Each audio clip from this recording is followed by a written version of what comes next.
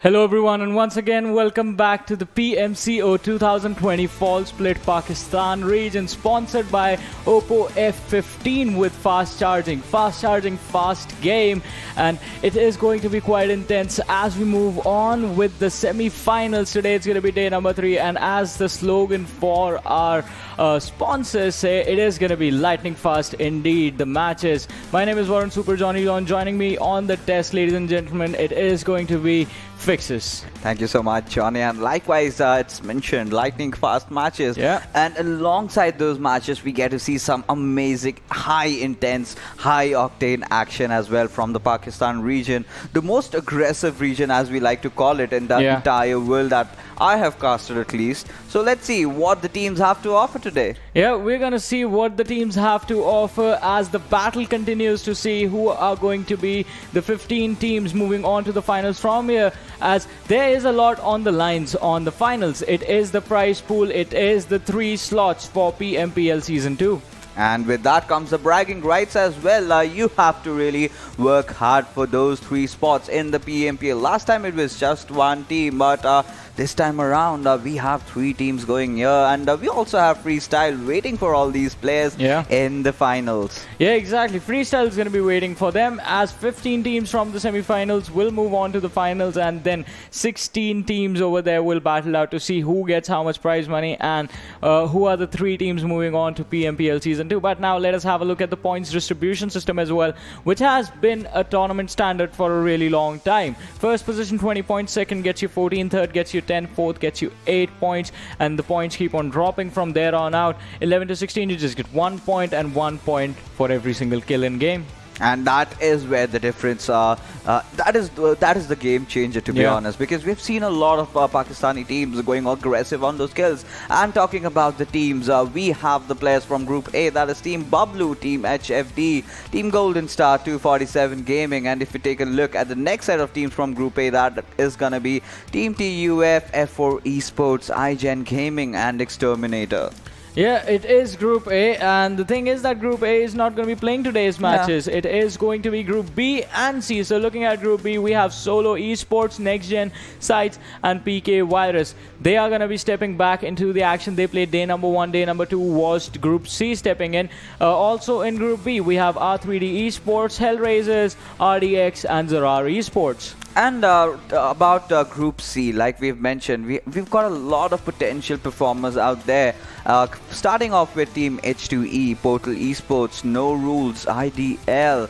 And Portal Esports, definitely a team that we have to talk about with the way they have been playing, the pass that they hold. And talking about the next set of teams from Group C, we have North Esports, FoolEsports, TeamOP, and TeamOP. TeamOP, definitely a team with a lot of potential, somewhere kind of playing around in the mid areas, always making themselves sure they have got some consistency out there. So we'll have to see if they can manage that chicken dinner. Well, they have to get those chicken dinner on the maps that they play, which we will have a look at in our schedule. So Erangel, Sanhok, Erangel, they remain the same. The change coming in from yesterday, it's going to be today. We are going to be seeing Vikendi as match number 3, and it should be quite interesting. Once again, every time we have Vikendi in the lineup, we always start to wonder when the match starts, where is the circle going to go? Yes, absolutely. And that the same thing has been carried forward to the rest of the matches as well. Because if you talk about Erangel, Johnny, we have been seeing a lot of drastic circles these times around, and a lot of certain circles, in fact, if you talk about PMCO itself. But certain circles we are supposed to be missing out on, but we will see as the game commences. Well, let us have a look at the leaderboard before we start our day and see where the teams are going to be starting their journey from. So, the top 4 teams come from Group A. HFD is going to be stepping into the action. Portal is going to be coming in again. So, the teams on 5th and 6th position, they are definitely going to have the opportunity to climb up, but the gap is a little bit too big. I mean, Hellraisers, even with just 1 game, they'll be seeing themselves inside the top 4, but they are going to have to be consistent in the matches if they want to take the crown from TUF or from Bablu. Moving forward in the standings, looking at 9 to 16 right now, most of the teams in here with just 4 games played. So iGen, they've had a bad performance so far in the 8 games that they've played. The only team from Group A to not be in the top 8. It's 50% matches already done for IGN, and this has to be the wake-up Yeah. call. Because when they are gonna play, they have to really play on all cylinders, get those consistent points rolling in for themselves. Because the more they are gonna delay, the more troublesome it is gonna be for them to make it to the finals. And this is a team that we have had a lot of hopes on, a lot of fans out there, a team with a good past. And taking a look at the teams that are actually in trouble, few have just played their 4 games, but nothing much to worry about. Exterminator, 1 name, 8 games already. They are almost struggling out here. Well, we have some big names in here. If we're talking about the bottom part of the standing, Solo, Next Gen, Team H2E being here. Exterminators again, as we were talking about teams from Group A. IGN sitting on the second chart, and Exterminators on the last chart. These two teams are going to have such a hard time climbing up once they come back and once the second half of the round robin starts again.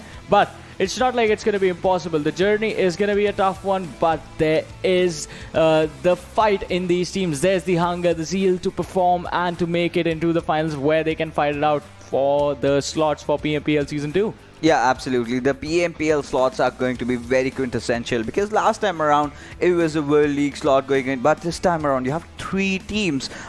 Enough chance to showcase your potential, showcase what your region has got to offer. So that is going to be of absolute essence out here. Yeah, it is going to be of absolute essence, and teams are going to have to fight it out on today's matches. And Group B and C, their opportunity is going to be to see if they can actually go ahead and challenge the teams inside of the top 8.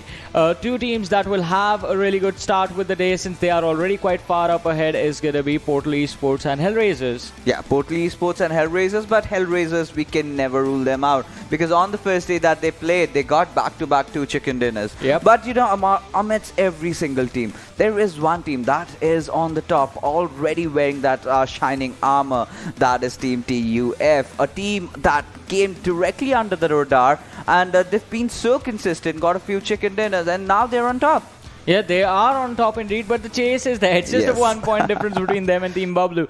Also, Hellraiser sitting on 72 points. So 2 good games, and Hellraiser is going to be there as well, depending on how many kills they get with the chicken dinner. Talking about chicken dinners, let's head into the very first game on Erangel, as the trajectory is in front of us. Starts from shooting range and Severny area and goes all the way towards the military island on the southwestern side of the Novo Repnoi containers. Yeah, and right now, if you talk about the trajectory, like Johnny mentioned, this time around teams won't be having a lot of trouble, engaging and going around. They'll get their favorite drop locations. A few drops are kind of quite far away. If you talk about Primorsk per se, we have seen a couple of teams going down there, but circle is definitely gonna be a question amongst everybody as to where the first circle is gonna form. We have seen a lot of generic circles while we were casting South Asia, and I will not be surprised if circle throws a curveball right from the start, because those drastic circles tend to get the better out of the players, tend to test their abilities, what they can potentially do. And let's see how things are gonna shape out. We can see Team Oxy, they are going down towards the Georgia Paul containers over there, alongside a few other teams just above them are landing off over there. But Team H2E, look at them. Despite the fact that they are not performing so well, they still have managed a hot drop, and they've gone to Pochinki, which is uncontested.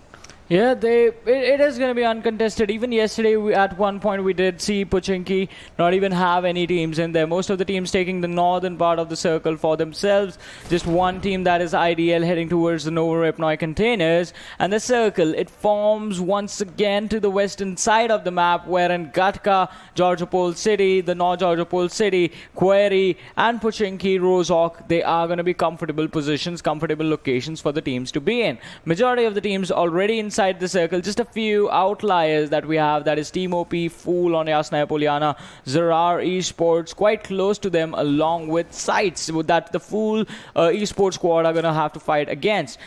Solo, they have taken their prison drop for themselves. Next Gen heading towards Melta Power, and rest everyone else have gone for their standard, tried and tested drop locations. But Portal Esports, this team has been performing really, really well, as we did see in the leaderboard as well. This is how they drop out, and this drop, it looks scary. Yes, it'll be disheartened if we get a Gatka circle, because we have seen that time and again in across all the formats, even in the World League. We got a lot of Gatka circles, we got a lot of Mansion Yasnaya circles, but in the PMCO, I want to see some new circles. I want to see what these players have to offer. I want to see all those teams going up there, taking that hill compound. But say no more, because we have a few initial knocks. Team Oxy engaging already with the players of Team Hellraisers. Yeah, early engagement coming in over here. And Hellraiser, I think they are one team that are used to taking early fights. I remember in the early days during the spring split when they used to drop around the Nova Repnoy containers, they were always looking for a fight, either be it charging towards the military base area or just looting as fast as they can and rushing towards the Milta city and just trying to see if they can get those early picks. So Hellraisers, they can be a little comfortable in this, as we do see another fight happening. Full Smoke taking down a booth from this team of Sight, and that's going to be an easy finish as the player was spotted out in the open, and the finish is going to be confirmed. Fool having a good start to the game. Finally, we get to see some action right from the start in Yasnaya. A lot of times we have had witnessed all these teams kind of rotating around, taking their vehicles around. But this time, Abud making those small mistakes and has to pay off with his life. Right now, Smoke will be looting everything that Abud has, and he's quite happy. He looks quite happy. But the players from Team Sights, they do have the garage compound for themselves. The entire apartments, both of them, in fact, are in their control. So nothing really much to worry about. It's still not a red signal for them, but they do know that they have to get out from here. They have to get inside the circle. And right now the best position will be somewhere around shooting range, where there are no teams. If they find a good compound for themselves, they can just pray that they get the circle in their favor. Otherwise, there are some other avenues, but they are a rather risky one, where you go on top of Everest, have all the information that you can get for yourself. Yeah, the information is going to be quite crucial. And talking about Everest, we have always talked about this. You do get a lot of information. You are going to be in a good position of the fight, but taking control and maintaining the control, it's so hard over there. You have to be really good at taking multiple fights at the same time, and you need to be prepared for them by having a lot of throwable utilities. Be it the grenades, smokes are going to be really important. Molotovs are going to be important to stop any sudden pushes from your opponents. But most of the teams, we do see the rotations coming in towards their direction. TeamOP are going to be super late to the party, along with NextGen and IDL. But Solo and Fool, these two squads are going to be they are going to be careful while they're coming in, because both of them right now looks like they are moving in the same direction. Yeah, right now if you talk about Team Solo, they're kind of having some problems, but they have managed to hold on to themselves, and this might be the day where they make that comeback happen, where they kind of go all in. But right now we will have to see as to how things are gonna shape out for that particular team, and eyes will definitely be on Team PES as well. And F4, a team that is not playing today, we know that they were struggling on the first day, but somehow managed to make that comeback happen in the second day around. So let's just hope that all these teams that have not fared well during the initial days, but will make a comeback today. Yeah, the comeback is gonna happen. I mean, the fans are gonna be waiting for it, but the question is when. Do you want to start the day on a high note with a good standing in the very first game, or do you want to risk it just for the later stages and just try and get your bearings slowly and steadily? As we say that, Oxy UZM, he did spot out the players from Zarar in the backlines. Yeah, of course, he did spot the players out in the back lines. But right now, taking a look at the players from Team Oxy, they've already got 2 kills for themselves. They are very comfortable as of now. They've got nothing much to worry about. They are still in the circle, and I think it might just go in their favor as well. And to be honest, we haven't seen a lot of north-west short ball circles as well, because that gets you a lot of possibilities. It's just like a Yasnaya circle, wherein you have those very high ridge apartments where you can just hold on to the rooftops, a lot of grenade action coming in, a lot of high octane smoke action over there, you know, teams all close to each other, then, you know, making pushes, a lot of third parties coming in. So a lot of avenues, like we mentioned, open up for the teams, and let's see how teams are going to capitalize on that. But right now on our screens we have the members of PWP Esports who are safe in a squad out just beside the contain us. But right now, players from Team No Rules, this is a team, Samurai. I still remember that amazing clutch that he had pulled off against Team OP. It was a 1v3 situation, but right now we are in a fight. And talking about some Samurai, he has been knocked.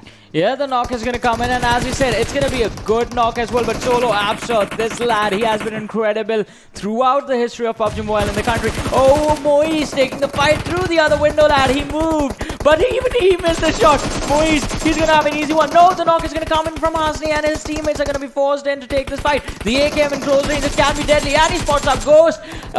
Totally off guard. He wasn't aware that Hasni was hiding behind the round. One after the other, Hasni has taken down 3 players. Psych, the only man left standing behind the house. They are wrapping around each other. It's a chase of cat and mouse. Who's going to come out on top? And Psych clutches it out for his team. No Rules. They take the first exit from the game by the hands of Solo Squad, wherein Psych completes 3 kills. Oh my goodness, Solo, they were definitely tested, but Hasni, complete amazing performance from this lad. Perfect usage of his intelligence over there with the way he took that fight out. He knew, he took that first knock, he was just hiding behind the door, then took the second one around, the third one went to a pre-fire. Maybe he could have just stick to the compound and could not have, rather waited for the last member from Team Solo. That was Psych to come in, but, amazing performance out there from Team Solo as well. Just holding onto the horses after 3 players down. You have that momentum shift, but still, they held on to their nerves, and boy oh boy, did they clutch it.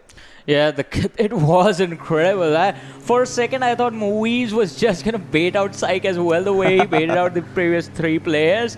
And it was incredible. That is where the experience plays a crucial part. Because Psych, he knew what the situation was. He knew if he charged in, he was a dead man walking.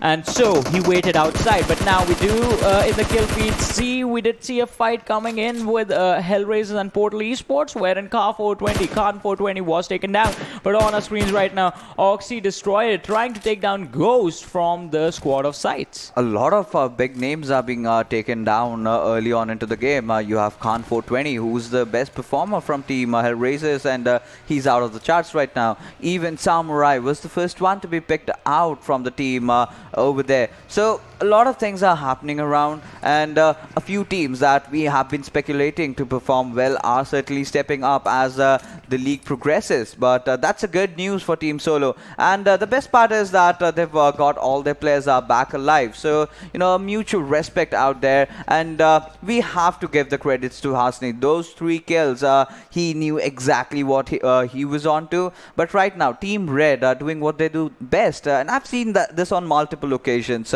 Team Red loves to take those high ground areas. Now they have the control over Everest, but however, their players are kind of split from each other, and if a team wants to make a push, if a team decides to push from a certain direction, that's gonna be really tough for them to hold off against them. But yeah, Ghost just fell down. Yeah.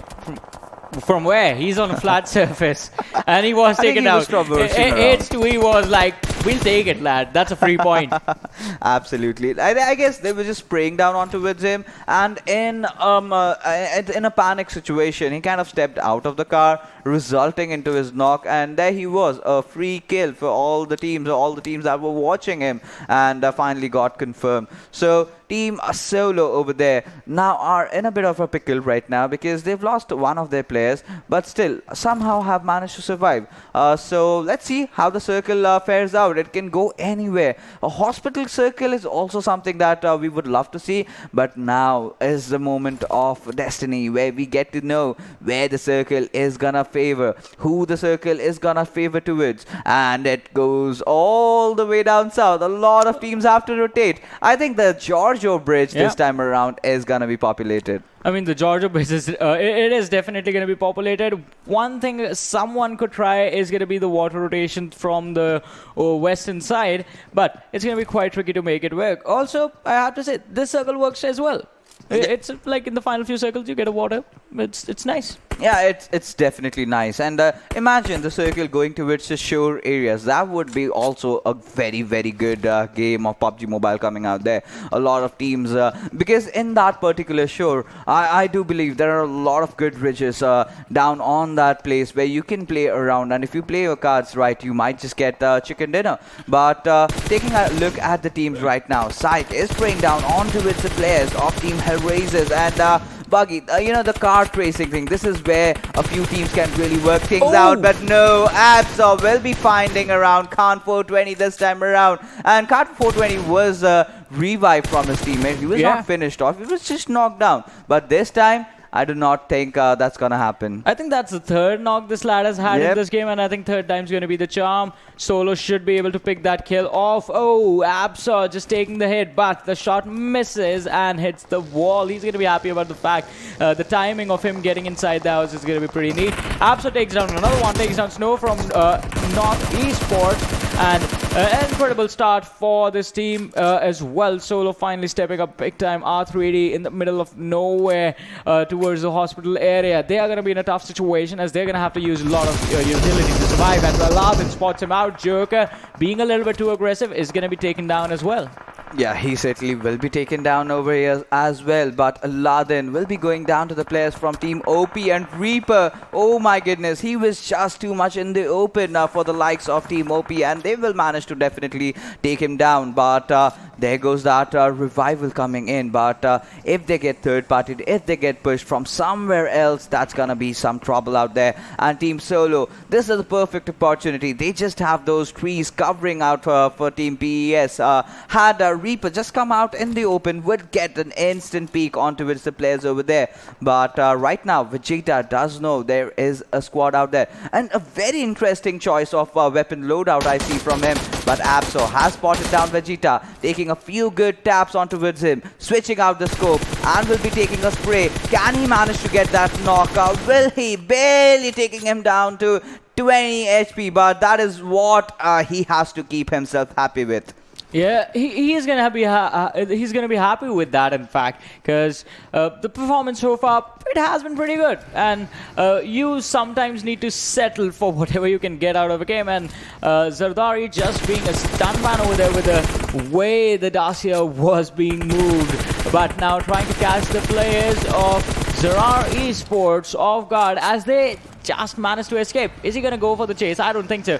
Alright, the final circle once again moves to the seashore area, and a lot of teams, especially PKY, Zarar, Team OP, already taking control of the center of the circle, and they will be gatekeeping hard. These are going to be some tough opponents to fight and try and get in. I told you, if this goes around the shore areas, because we have seen this circle time and again, and I still have a very iconic match that I remember from the PMCO Globals where top esports came out on top, and this was an exact same circle where they took down BTR to take that chicken dinner. But right now, Karthus spraying down onto its players of Team Solar, but will miss out. And this is one aspect where everyone needs to work on the kart racing. But right now, Razor has got a lot of players in his radar over there and has spotted down the players of Team Red as one by one they go for tumbling down. But Smoke also keeping things in control for his teammate as he is finishing off the players of Team Red, and now they have to rotate around. He's the vehicles is ready.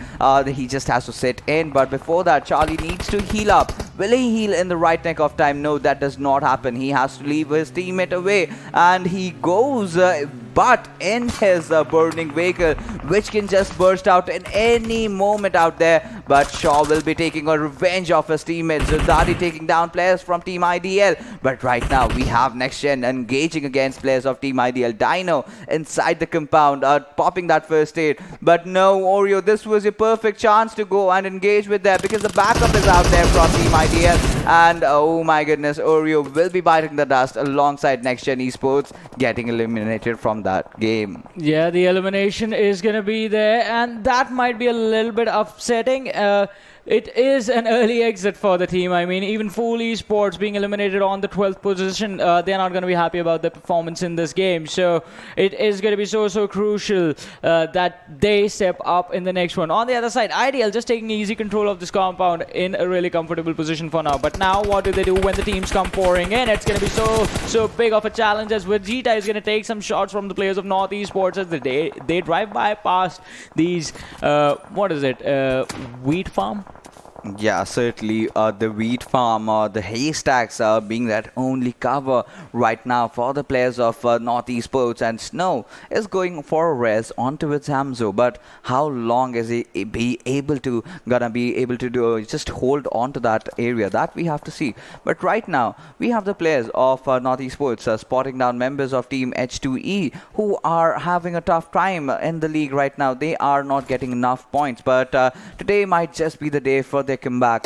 But this time around, Johnny, I must tell you, we've not seen so much action. Up until now, we just have 11 teams. We have 11 teams, not just, but on the usual days, there are barely like 7-8 teams around after the end of the first circle. Yep. I mean, less than that sometimes. Players are going in for the position play, and there you go, the circle. All right. So we've been asking the gods of PUBG Mobile, we've been praying to them for a lot of things, and this works. This works for me. Yeah. Not Zarki, not Query, but a Western extreme beach shore circle. I mean, it's a good day to go for a swim. Not for a swim, but lie down on the beach and shoot your opponents in the face. Or you can just go for a swim as long as you survive. But right now, Theta taking down Hamzo, who was trying to rotate around. This time with the Scarrel, trying to burst the vehicle around, trying to immobilize the opponents. But there you go, right in front of you. You have another opponent as well over there. You need to play your cards right. You need to know where to take those shots out there. And meanwhile, team sides, they know what is happening. A lot of teams are traversing right in front of their face, and all they are doing right now is watching them out. But TeamOP, oh my goodness, that's a disaster coming right in front of the players of Team RDX, and the fight is on as well. Destroyer did put up a show, but Hamza will be the one eliminating him out there. Yeah, he is going to be eliminated, but North Esports, Maxi, look at that. Blue zone damage coming in, 50% HP, and now he runs in. The range. Finish him! You see him! Kill him! Yes, there it is. There's the finish. And I was wondering, what was he waiting for? The head was spotted out a long time ago. I think he was confused as to what to prioritize on to get inside the circle. Yeah, now he loses life. Yeah. All right. Yeah. Okay. The kill got picked up by Tarzan there. See, that's what happens. Like, you should be able to do that. You see an opportunity, just take it. Don't wait for it. Just take it. Absolutely. You have to take those opportunities. You have to capitalize on that. And Hacker, oh my goodness, H2E, the players, they have to go in for that revive onto its thread. But I love what Team RDX are doing out there. RT will be taking a knock onto its runner from Team PK Virus. And Team PK Virus is certainly a team that has been doing so well so far. But right now, a lot of teams are on the eastern side. A lot of teams will be engaging amongst each other, giving an ample opportunity, ample time for Team RDX to just wait on the shorelines. Whoever is gonna survive is gonna take them down. Yeah, I mean, obviously, who is going to survive? They will take them down. There is a chance they might be taken down as well. But look at this. Ghost setting up a pathway. He's making a pathway of smokes for his teammate. PK Virus Bhatto with the DP is going to try and make sure that that pathway is just filled with lead bullets flying around. But on the other side, Tarzan, the man who uses his opportunities quite nicely, was taken down as RDX Hamza is going to confirm 5 kills for himself. I wonder how many kills his team has in total, but the performance has been incredible. Even Hellraisers are still surviving, as one of their players, Arshid, that is still inside the game. And Hamza, all right, RDX, the circle is completely on them again. TeamOP, they're coming in from the south, but I think RDX, they can hold them off if they have the nades, Molotovs, and if they shoot at them after using those utilities. Yes, that is going to be very, very essential. Utilities have to be used into perfection right now. PK Virus, they do have the luxury of the compounds, but you know, sometimes compounds can be your deathbeds if the grenades are lobbed in well. But right now, Team PK Virus are in for a move. Team OP has also joined Team RDX on the show lines, but Hacker will be finding down one player from Team PK Virus, but will get shot down from behind, and this is absolute pandemonium. All the teams are engaging against each other. Rajput will be finding Fazi down. Bhutto spraying down all that bullet onto his Rajput, but he gets knocked out from elsewhere. Right now, Rana, he is on a 1v1 fight against Hacker. Let's see, can he clutch this one out? Hellraiser's HR gets eliminated. Yeah, even Portal Esports get taken out right after them. And so 6 circle, 5 teams. All right, why am I even saying 5? 4 teams remaining now. 8 players alive in this game. H2E having a wonderful time with the amount of kills that they are picking. But Team OP still sit in the game with a man advantage. Sushil, Rajput with 1 T, Rajput with 2 Ts, and Paswa, all of them, Aswa, all of them are in there, and they are sitting on the very edge. They've spotted out the players of RDX. The nade is going to be thrown, but a little bit too short. Hamza is going to survive. Danny is going to try and come in for a revive. The smoke has been popped, and the revive just might happen. But if they saw him run towards Hamza's location, then the shots are going to come, and this vehicle is going to be blown up, and these 2 lads are just going to be out of the game. Ghost, in the meanwhile, takes down H2E's Hakar, and that's going to be the end of H2E. Down to 3 teams. That is Team OP, Sights with 1 player, and RDX with 2, since Hamza is back on speed. Alright, Danny takes down 1 from OP. So Shield instantly knocked and finished. So Team OP down to a 3-man squad now. 3 versus 2 versus 1. I told you the circle is definitely gonna go on the shores, and imagine someone who would have gone in for a dip. He would have been a happy person, you know, at least would have made it to the top 3, as to speak. But right now, players from Team OP, they look really strong right now. 11 kills already for themselves, and Team RDX also is doing well with 7 kills. But Ghost, he is in the middle of nowhere. He just has that 1 car protecting him, and maybe if you know, things work out the way he is thinking to be, he can be doing really well. But no, Danny does know that there is a player around. He's lobbed that grenade out over there. But right now, RDX, they are holding on. It's a kind of a standstill as every single player is trying to spot out their enemies out over there. Okay, what is he up to? I thought you were going to explain. I think he's trying to get inside the circle, the vehicles, building their fortress. They can. Oh yeah, they are moving 1 by 1 and creating cover from 2 angles. That's a good strat. Yeah, that's a good strat. That's smart. They are being even patient. Covered the left side for you know, so for Team Ghost. If I think if Ghost from side decides to kind of go in, so that's a good strat coming in from Team RDX. But the risk arises in the fact that vehicles make noise. Noise give away location, and then this happens. This happens, and the worst part right now is the smokes, because you know, players don't tend to realize, but you know, if I see a smoke, I do know there is a player. Yeah, you shoot at it, and we have seen that happen. We do that. Yeah, we do that, and we throw all kinds of molotovs, those grenades out there. We know that someone down there will be popped off, and right now, Team OP, I must say, they have a really good position, a really good chance at the chicken dinner. Yeah, they definitely. Inside the circle have 3 players, so the man advantage is going to be there. I think Ghost is the only lad who can do something to steal the chicken dinner away from them and then give it over to the players of RDX, who have been really smart, because the cover that they've made with the vehicles, it allows them to be inside the circle and not be too exposed. The angle from Ghost is covered, but that is not the first threat they need to worry about. The first threat is always going to be Team OP right in front of them, so they need to focus the vehicles in a way that Team OP can't take a clear shot, and even if one of the vehicles get blown up, they have area to fall back on. Right now, they are at the very edge. If Team OP starts shooting those Dacias, they won't be able to fall back. They're going to take so much damage from them losing that the moment they step up, they're going to be taken out. Yeah, certainly they are going to be taken out. But right now, things are looking, like I mentioned, at a standstill as the circle, 7 circle, be finished off. And where has it gone? Whom has it favored? It's Team OP this time around. And now the players from Team RDX will certainly have to make their way inside without, you know, getting the fire coming in from Team OP out there. But Danny, he is deploying all the Molotovs, using out every single utility he has, because after this we have just one final circle, after which we will be engaging out to a heal battle, but that will not happen as Danny starts it off with taking down Ashwa, instantly has to heal himself up, and this is the perfect opportunity for Team RDX to capitalize, because one of the players is focused on reviving his teammate, and this is the time where you just go and push all in. But Rajput, the man with the 2 T's, he knows he is on the flag and he can certainly protect his teammates, but right now he's got his attention elsewhere. He's looking at Ghost, so now things have again gone back to the standstill that we were in just a couple of seconds earlier, and those nades coming in from Rajput with 1T. Let's see who wins this chicken dinner. Yeah, it is going to be an interesting situation as Aswa once again back on his feet.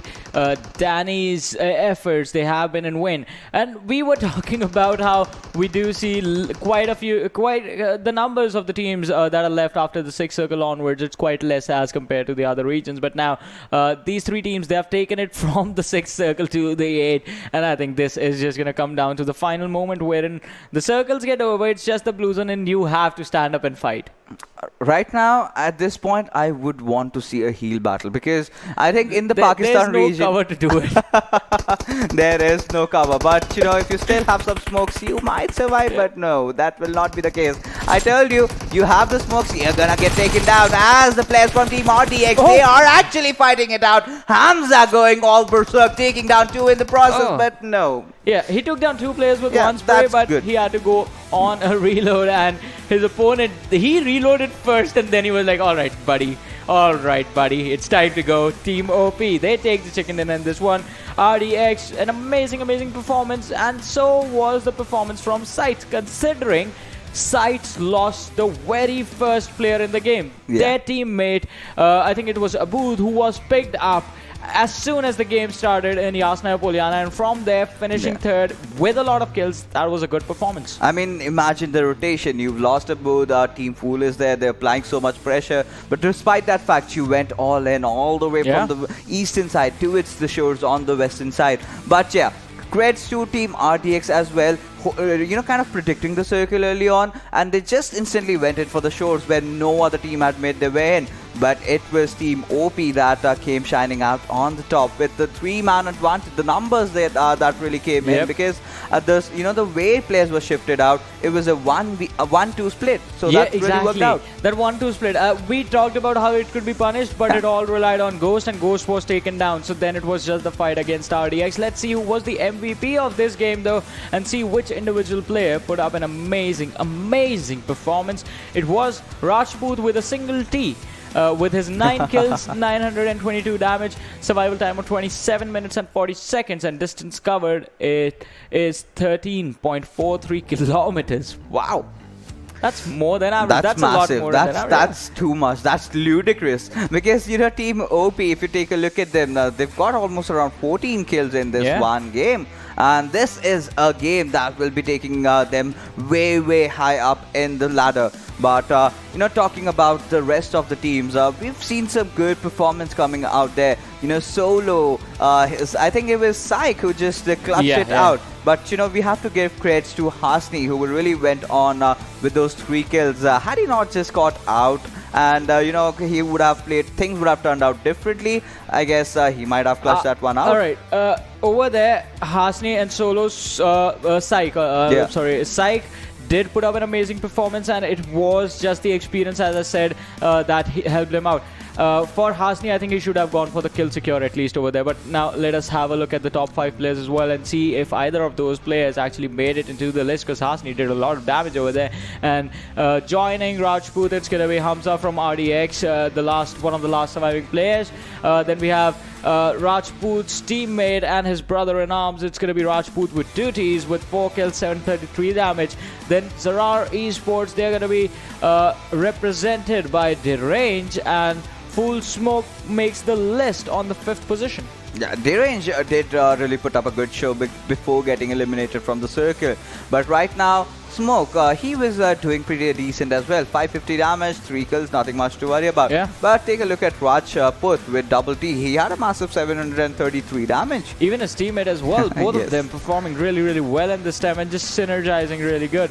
Yeah. It was an incredible performance from them, but this time, this was just the first game, and we did talk about teams trying to make a comeback. So a few of the teams that actually did that was Portal Esports, survived pretty late. Then Solo as well, the way they were fighting looked like they were trying to get back into the zone and the sort of level that the players usually perform on. Let us have a look at the match summary as well.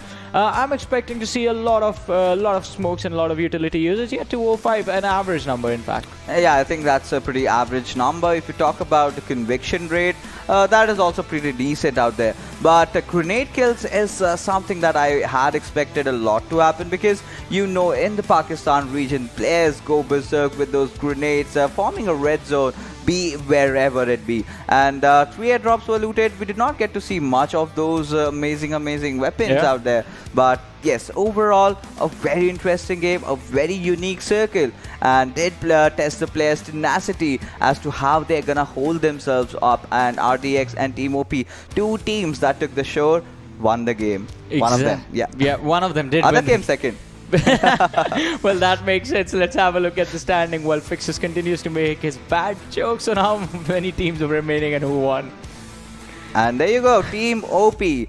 Chicken dinner, 14 kills for themselves, followed by RDX Esports, just a half, but still nothing much really to scoff about. 21 points from this game as well. Sides, again a consistent run, but Team H2E, I'm really proud of them. And they've had their bad days initially, but finally the boys have come in, and I just hope they maintain this kind of consistency throughout. And same goes for PK Virus, Zorar and Portal as well. Good kills coming out there from Team Solo. Again, position points is somewhere they really need to work on. Yeah, they are gonna have to work on a lot of things. I mean, performing consistently is going to be pretty important. I would say if you're getting this many points, you need to get them every single game. Nothing below this. That's going to help you have a decent standing from where you will have a fighting opportunity. But now, let's talk about the teams that are backing off a little bit. Next Gen Esports, just 1 point. North Esports finishing pretty low. R3D and No Rules as well. No Rules, they put up an amazing fight. But this time, an early exit. Hellraisers, Johnny. Yeah. Hellraiser, 6 point. I know the lads, they will step up, so we're just gonna wait. Can't 20. Wake up, and Snaker has to wake up as well for his yes, team. absolutely. It is sort of the playstyle that even Bablu relies on. Even you might have noticed that it is Danny and Pikachu who are supposed to be the aggressors, and if they fail as a front line, then the entire team sort of just topples over like a pack of dominoes. It's the same for Hellraisers. If Snaker fails to get a pick for his teammate, because he is always playing up ahead as a scout, and he's always going to be the one who's going to be coming in with the initial aggression, while the rest of the team flanks in while they are distracted with Snaker. So if that plan fails, then Hellraisers get taken down, because team is split up. It's a 3-1 split. Your firepower is divided. Yeah, absolutely. But let's see. Let's take a look at the kill leaders as to see which are the players that have made it into the list. And we start off with Rajput, 20 kills, and Murtaza, the one player from HFD who has been phenomenal so far, followed by Venom, Edgar from TUF. They played their 8 games, and we see them really at a comfortable position. But Lucky from 247 will also be making the list with 17 kills, and the damage is also pretty good. But I guess Rajput, look at him, 2162 damage and 20 kills. So he does convert every single knock into the kills. Yeah, exactly. That conversion ratio is going to be important, because we have always talked about this. If you're knocking someone, go for the finish. Don't try and bait out his teammates. Just secure the points. This is not a classic game. This is a competitive match where points are all you need to worry about. You might be able to kill all 4 of them, or you might be facing Psych from Team Solo Esports, who's just going to finish your entire team off and secure the points for himself, revive his teammate, and then move on to the later stage of the game. Don't want that. Secure that 1 point, finish off with as many points as you can in total, and let's see if that continues on in the next matches that we have. The next map is going to be Sanhok, but before that, we're going to take a short break. So you guys stay tuned and keep watching. We'll be right back.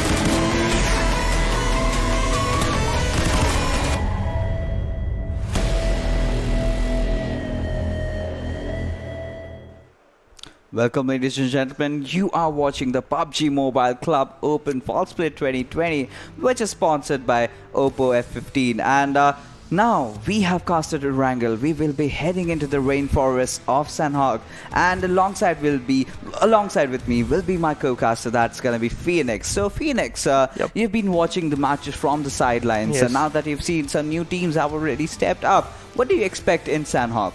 I think so that the game, the side from the team of RDX as well as TeamOP, they perform very well, and I hope the same game in the Sanhok map as well, because we know that their drop location is quite and good, and they know at which time they have to move inside the zone, and they are focusing on to the early rotations inside the zone, which is a quite good thing for themselves. Absolutely, and that has been spoken, but there are still a lot of teams in fact, that really have to work things out. And talking about a lot of things, we have to mention Team Solo. They did manage those 6 kills, but that one position point will definitely be haunting them. So now, let's not waste any time and instantly get into the game as to see which is that one team that's gonna be conquering Sanhok in this particular map. And looking at the flight path trajectory, we have the flight path going from Sami all the way towards Cam Bravo. And I've told this n number of times, you know, wherever you want to go in Sanhok, despite the flight path,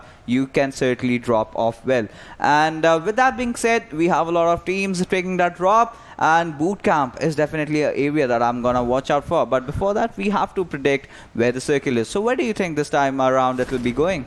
I think so that the circle is going to move towards the northern side of boot camp, and I'm literally hoping I want that last circle on Paradise Resort, or maybe towards the Tatmok side, because if we see that there are a lot of compounds where player can take cover, take fight very easily, and at there the utilities are one of the most important thing, and we can see the circle is towards the eastern side, and again we are again the same circle which is towards the and it is favoring most of the teams except the teams who are outside the zone, and they are not that far away, because we know that the Sanhok is quite that short map compared to Miramar or Erangel, and they can have some early rotations as well.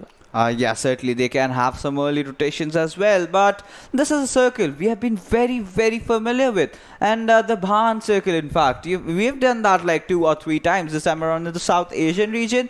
But today, we will be seeing in the Pakistan region which are the teams that are going to take the victory over here. But like I mentioned earlier, Bhan is an area where no one is going. And there's that hill up ahead in Bhan, where if you have a good position out there, you can be unstoppable. But right now, Phobia has managed to spot down players from Team No Rules, and Samurai, Ronnie, both of them are rotating around. But team sides, they've gone for that ballsy drop and dropped off at boot camp. Let's see what happens. Yeah, that's true. And you know what? You want some fight to happen on boot camp, but right now, Fool Smoke is having a little bit of damage, and he's surviving on 40% HP, and Team Oxy, Wartrox, is very close to him. Can we see a very good fight between these two teams? And they are very close to each other, but the support from the Team Fool is coming right back, and Oxy, they are also going to close towards him, because they know that if they spotted one player, they are thinking that maybe there are some other players as well, so that they can have a good fight with them. And now Voltrox trying to spot the other players of the team, which is FoolEsports, and Charlie just got knocked out. So at right now, FoolEsports are now in a trouble position. Yeah, they are in a troublesome position right now, but we will have to see as to Team Oxy how they're gonna aggress on that. And Team OP, the winners of the chicken dinner in the last game, in the last match of Erangel, have spotted out the players from Team Hellraisers, and Archangels is in a very, very bad position right now. Just that one rock for him, has no loot at all. How is he gonna get himself out of that situation? And Voltrox will be taken down by Smoke, and he was kind of oblivious, or I do not know what he was thinking out there. But if you know you got enemies on your side, you should not peek out, my friend. And that's where he made that mistake, and he certainly has been punished for it. Yeah, absolutely. Maybe he just want to confirm that kill of the FoolEsports Charlie, but unfortunately he just got knocked down. So right now the team of PUBG Esports as well as Fool, both the teams have to give a revive to their teammates who got knocked out. But this is not an easy task because Fool Smoke is charging towards the player who just got knocked. Okay, he is moving forward, trying to spot some player. He also spotted UZM and connected some shots as well, and now he's surviving on 70% HP. I think so. Smoke trying to do he's going to confirm that kill, but Charlie again just got knocked out, and yup, Smoke did the same thing. He's just converted the knock into a finish. In Trinidad, the team Oxy trying to fight back because yup, they lost their one player, and Smoke still trying to put that pressure from their side. Yeah, he is definitely trying to apply that pressure on, and with that, the push will be also coming in. No fear there, and Twinda will be taken down by Razor, and this gives the perfect opportunity to make that push happen because Uzim, he is way too far from his team, and right now, all he can do is just turn his back around and walk away from the situation because now it's kind of gone out there with one of the players already been taken down, two of the players already knocked up ahead. And it's just that one player, that one poor player who cannot do a lot of things right now. But Team PK Virus are in the nearby fray as well, and Twinda and Destroyer will be falling down towards the members of Team Full. And now they've secured themselves 3 kills early on into the game. A very good start. Yeah, that's a kickstart they got from here, and they just eliminated 3 players from the team of Oxy. And now Solo Mo is just riding his bike, and he's just singing the song "I'm Rider Provider" and getting some loot as well. Oh my God, what? Okay, he just want to park the vehicle inside the compound. Was he kind of going for some antique stunt over there?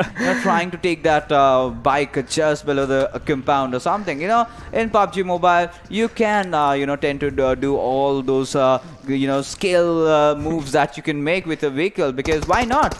And right now we have a bit of a pickle situation over here where team sides are gonna be engaging with the players from Team No Rules. Oh yes, and we can see that Solo Esports are also very close to these two teammates, but right now team sides has decided that maybe they don't want to take fight, or they are just rotating from the right side so that they can surprise the team of No Rules, and all the players are just trying to spot so that they can get one kill, one opening, and maybe they're just going to charge towards them. But at the situation, what I'm thinking, if they use some utilities, just like throw some grenades towards them, maybe they got some knocks, or maybe the health is going to be a little bit down of the players who are just coming towards them. At Ronnie having M762 with 40 bullets with them, and he's having a level 3 helmet but a level 1 vest. This is not that good combo we can see.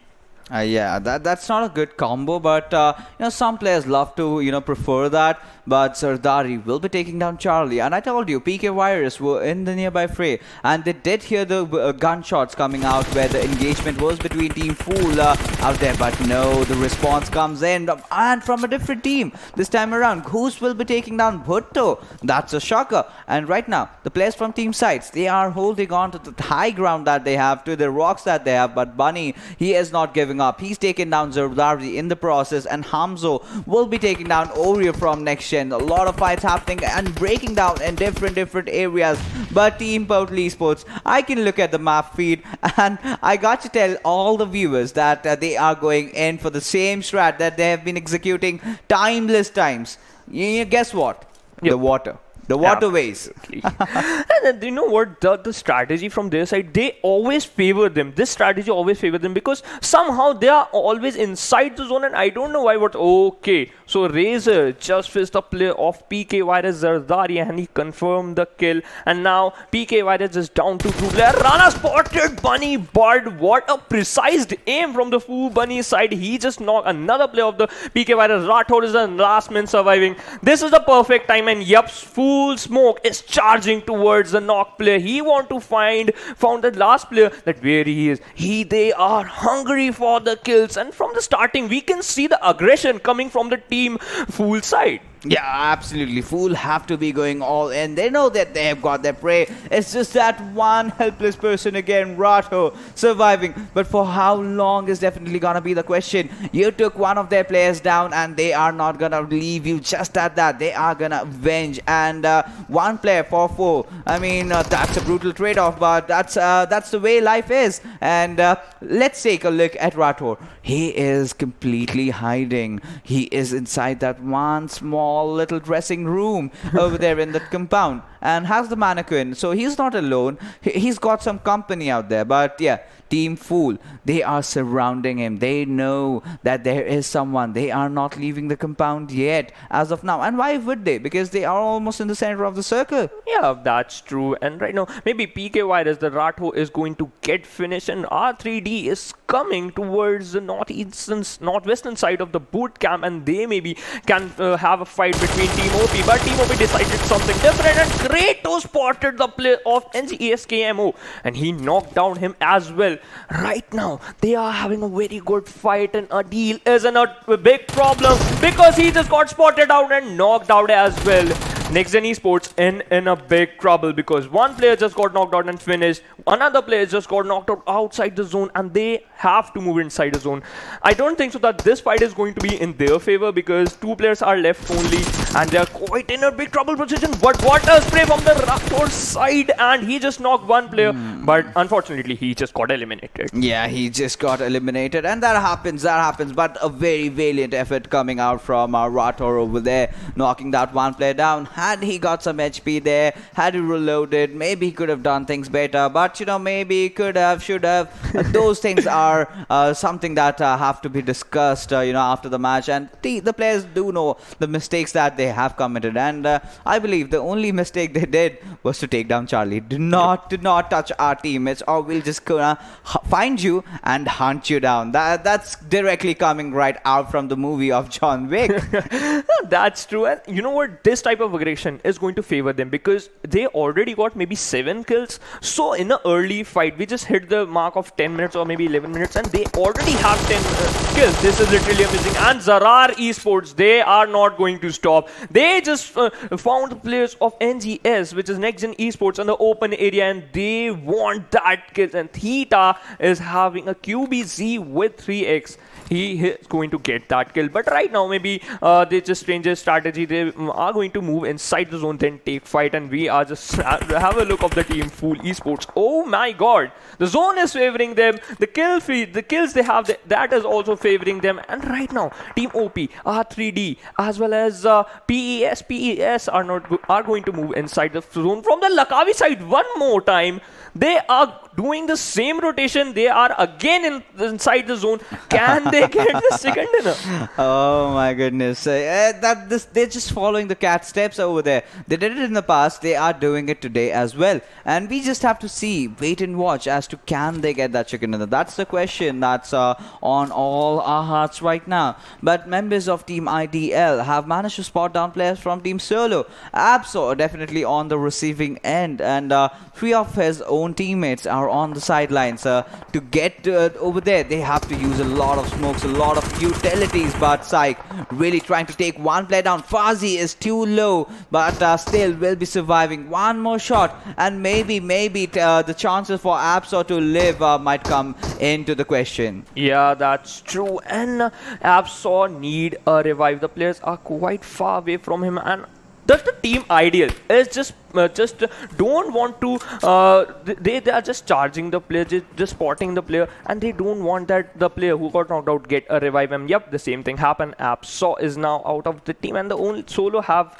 3 players left with them. They have 0 kills, and we left only 15 teams. 52 players are alive, and Allah then just knocked down the player of H2E Dread. So both the teams are having a great fight right now, but we are just looking that the Solo Esports are surrounded with a lot of teams, which is TeamOP as well as IDL. They are also charging towards them, and slowly and steadily kites are also coming from behind of them. And let's see what is going to happen.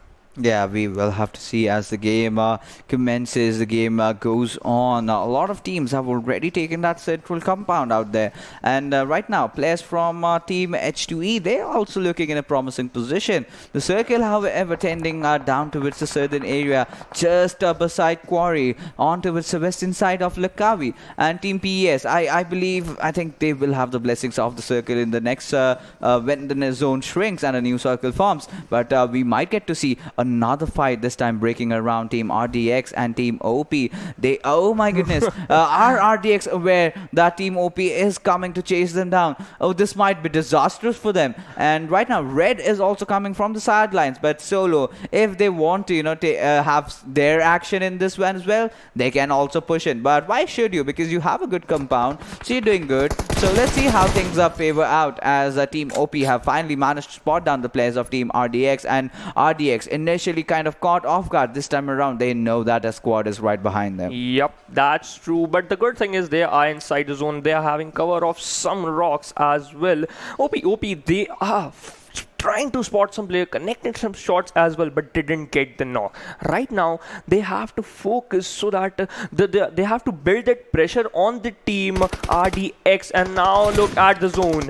Both the teams are outside the zone. So now they just have to finish this fight as soon as they possible, because they also have to do a rotation inside the zone. And Rajput we having with 2 Ts trying to spot the players of RDX, and they are also moving from the western side of we can say they are very close to the area of Bhan, and the Hell Raises are done.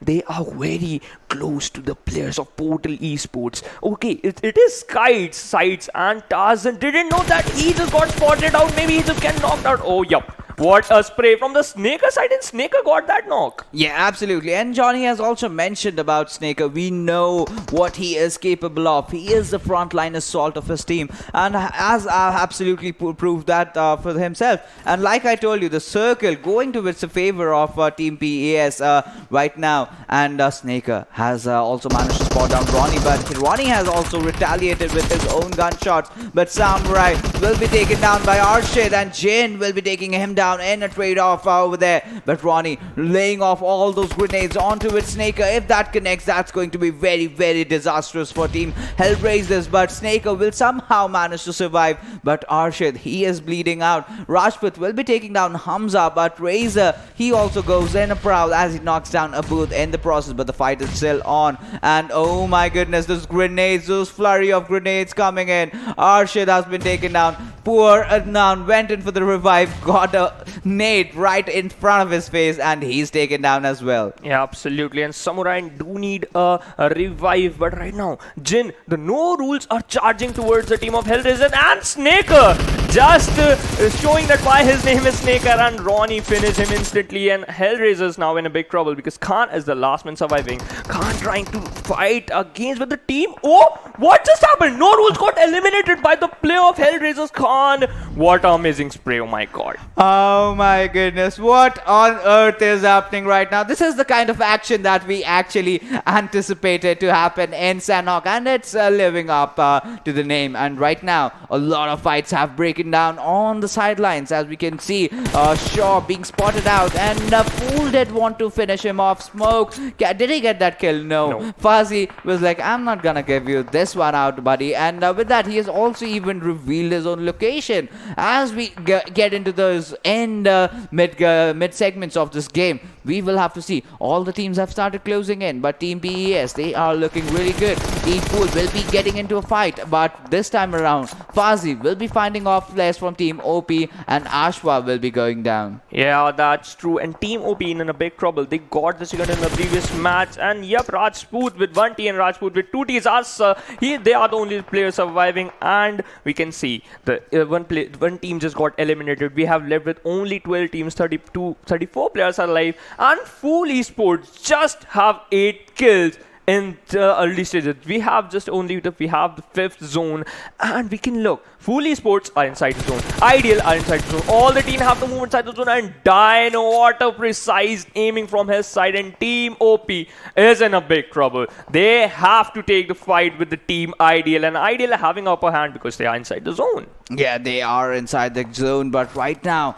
Dino, he is trying to spot him out. He knows from where exactly Rajput will come. He knows that he's got no way otherwise, and it's just a matter of seconds that we get to see if Ideal actually want to push him, if they actually want to go in for that kill, because there are chances that he might just possibly fall from the zone damage. But there you go, one other player being eliminated over their team, Hellraisers. Oh my goodness, that's been a bad day for them. But H2E, they are holding on as the Terrain just trying to enter inside the circle, but Hacker will be taking him down. Zalian goes down to the wrath of Hacker as well. 2 knocks back to back, but Karthus, he is still watching all the action unfold in front of him. All his teammates are getting knocked out from the backlines. Can he make it inside the circle at the right nick of time? That's a question. Yeah, that's true, but we can see the location of the player Theta from the team Zarar Esports. He can eliminate the team H2E because he is very close to him, but right now he is looking in a big trouble, and TeamOP just got eliminated. Zarar Theta, as I said, he can do a very good thing for his team, and yep, he got some kills as well, but H2E just got eliminated at the 8 team. We have left only 7 team, but NES Ami spotted the player of Team Portal Esports. 2 players just got knocked down. Vegeta is outside the zone, and Zarar Esports also got eliminated at the 7th position. 1 more player just got knocked down from the team of Portal Esports. Last player is surviving, which is Blade OP. What he is going to do, he have to take the fight from the player North Esports Amir. He is in a domination, we can say. Yes, absolutely. Amir, he was in such a good position. He did spot out all the members from Team Portal Esports with their pants off, and he will be dealing all that damage out there. But right now, members of Team Fool have spotted down the players from Team Red. Red is trying to enter inside the circle, but that will certainly not be the case today, as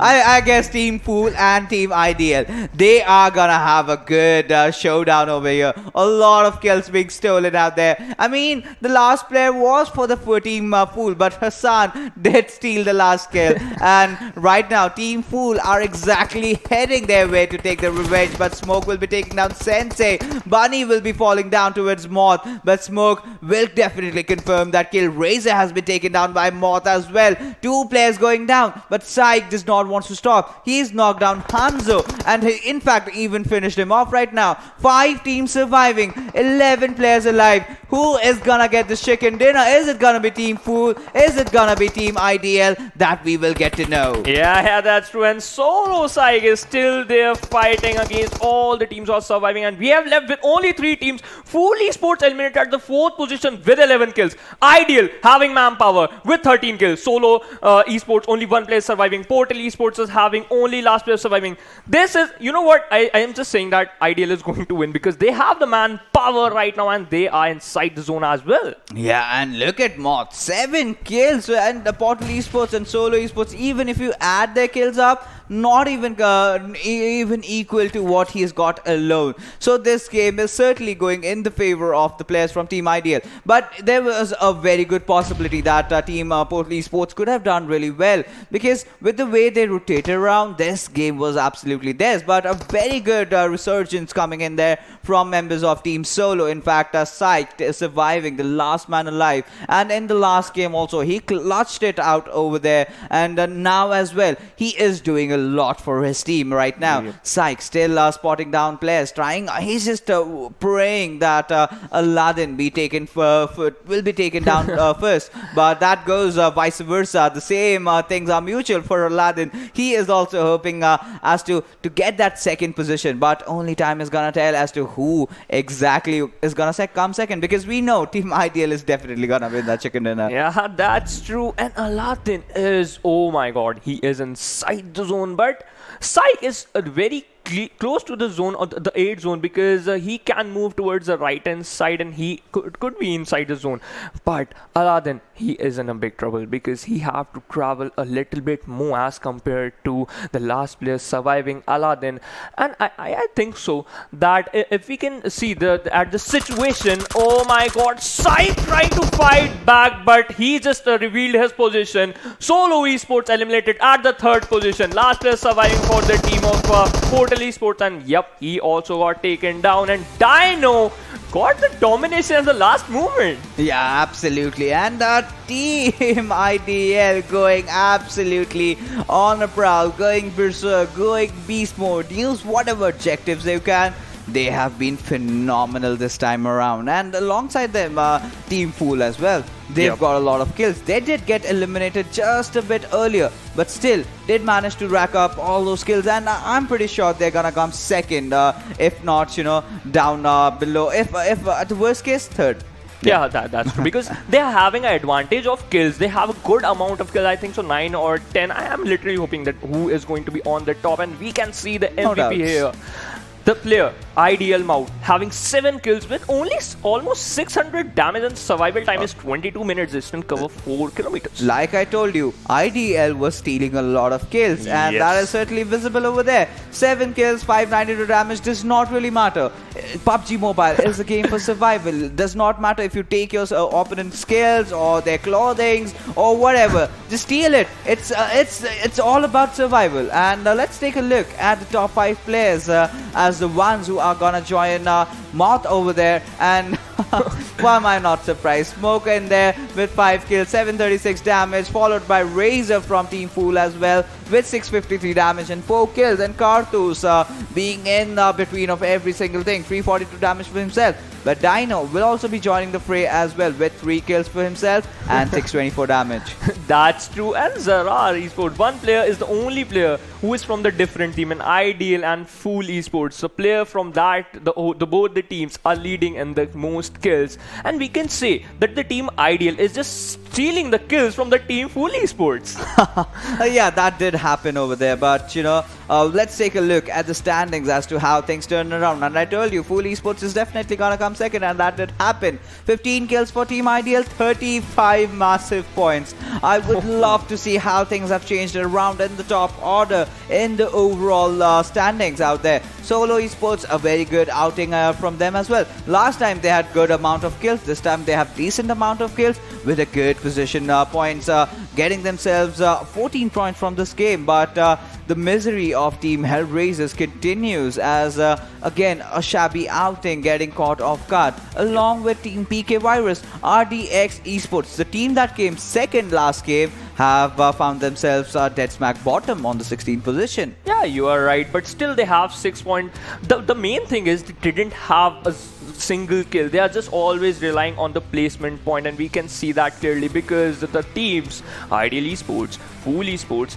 they are getting a good amount of kills, and we look forward that the amount of kills that Fool Esports have, they have 11 kills, right? Yeah. And the total points which Zarar Esports is having 11 kills. So we can see the difference, the aggression coming from the side of Fool Esports as well as Ideal, and Zarar, they tried their best as well. Yes, Zarar just were not having the circle's blessing. But let's take a look at the leaderboards as to see where the teams are gonna stand after those 2 games being completed. Team TUF still find themselves on top. But look who is coming. That's Portal Esports for you. A good game. And now they are sitting on the 3rd spot. Now if they maintain this kind of consistency in the next 2 games as well, and one chicken dinner, they might just end up on top. Yeah, that's true. And Ideal is also coming. They just climb up on the 5th position. Hellraisers just on the 6th position with 82 points. They are very close to the... We're having a good competition between 4th, 5th, 6th point and the position. And Team Sights is also they are having the 8th position. And Zarar Esports climbing up with FoolEsports as well, 55 points and 52 points respectively. Yes, but right now, talking about the teams that will be taking a dip over here, it's gonna be Team PK Virus, who have dropped down. Now, good performance in the first day, but are somehow not able to carry it forward in the next, in this current, in fact. But North Esports, they've been consistent over there on the 15th position.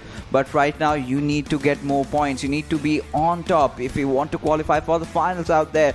But taking a look at the bottom half of the entire dead bottom, we find a lot of teams that are in trouble. Next Gen Esports definitely gonna be one of them. Exterminators, having played their 8 games, they're sitting just on 23 points. And if they do not really wake up from this, I think this is gonna be the end for them. Absolutely, you're right. And the early rotation from this side of the team, Next Gen, didn't work out. They're just moving from the bottom side, but Zarar Esports, the player, caught the player of the Next Gen Esports off guarded, and they get the kills, and which is a nice strategy.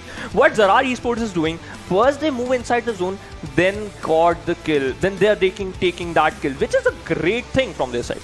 But right now, like you can see, Team IDL, their stats in front of your screens right now. Dino having the most number of kills, 14, and compared to Fazi Moth, it's just 7-7, just on the halves. And Bichu, he's just the team support over there, providing every single thing that he can do. He's just played 3 matches. That's also a statistic that we have to pay eyes towards. But look at the survival time of Dino compared to his teammates. 4 minutes might look really small, but in fact, in the game of PUBG Mobile, it's too much, because that's where all the action pops out. And Dino always maintaining, always managing to stay at there for his team is definitely looking really promising. Yeah, that's true. And you just mentioned that the 4 minutes, the average survival time he's having quite more than his teammates, because they're showing that the average survival time in the last circle, getting some kills as well and surviving, this matters a lot. And if we look at the stats,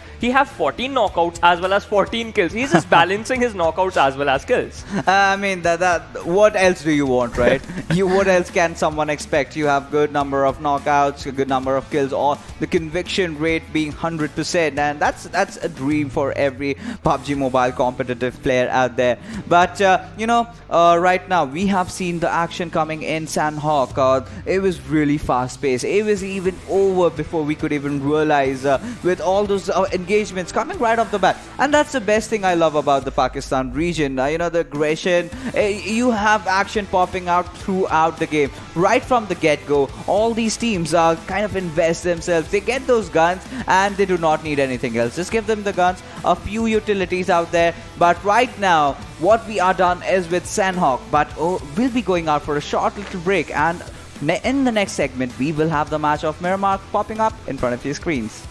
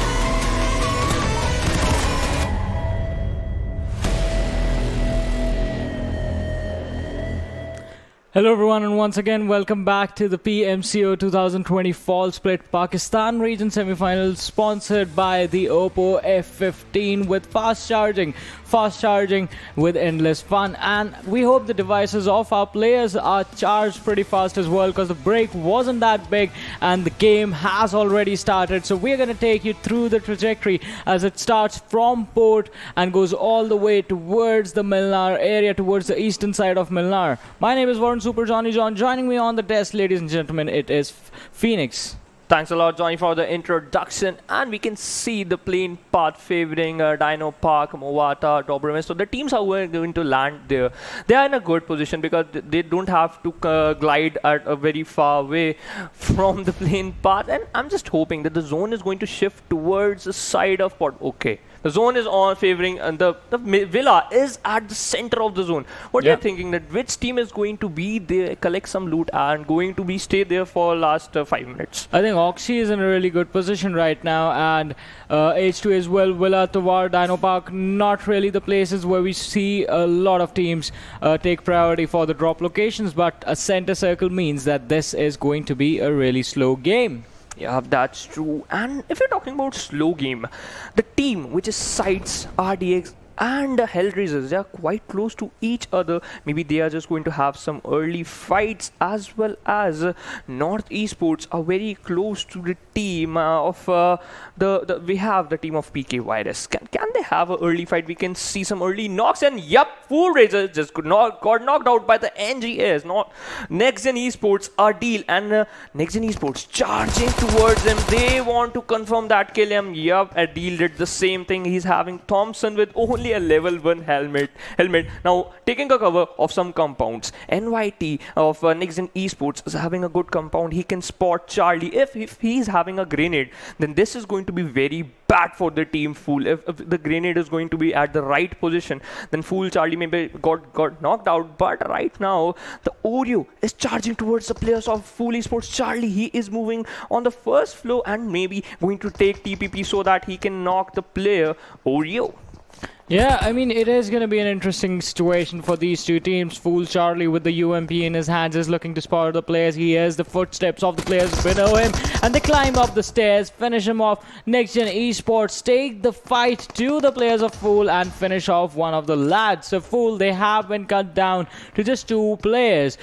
Smoke and Bunny, the only 2 players remaining. Oreo was taken down, but he's going to get an easy revive. But on the other side, another fight happening. Moise with the PP Bison is going to take down one of the lads from North Esports, and it was Ronnie who went down. KMD, he sees the opponent on the other side of the wall. The AK, the damage is a bit too much, and FoolEsports, even though they have had a few good games, this one is gonna be a really early exit for them. Yeah, that's true. And in the Sanhok map, we can see a very amazing aggression coming from the side of FoolEsports. But right now, they have just lost 3 players in a very early stage of the game. And NGS Esports, they are quite happy because they got 3 kills and they just have to collect some loot.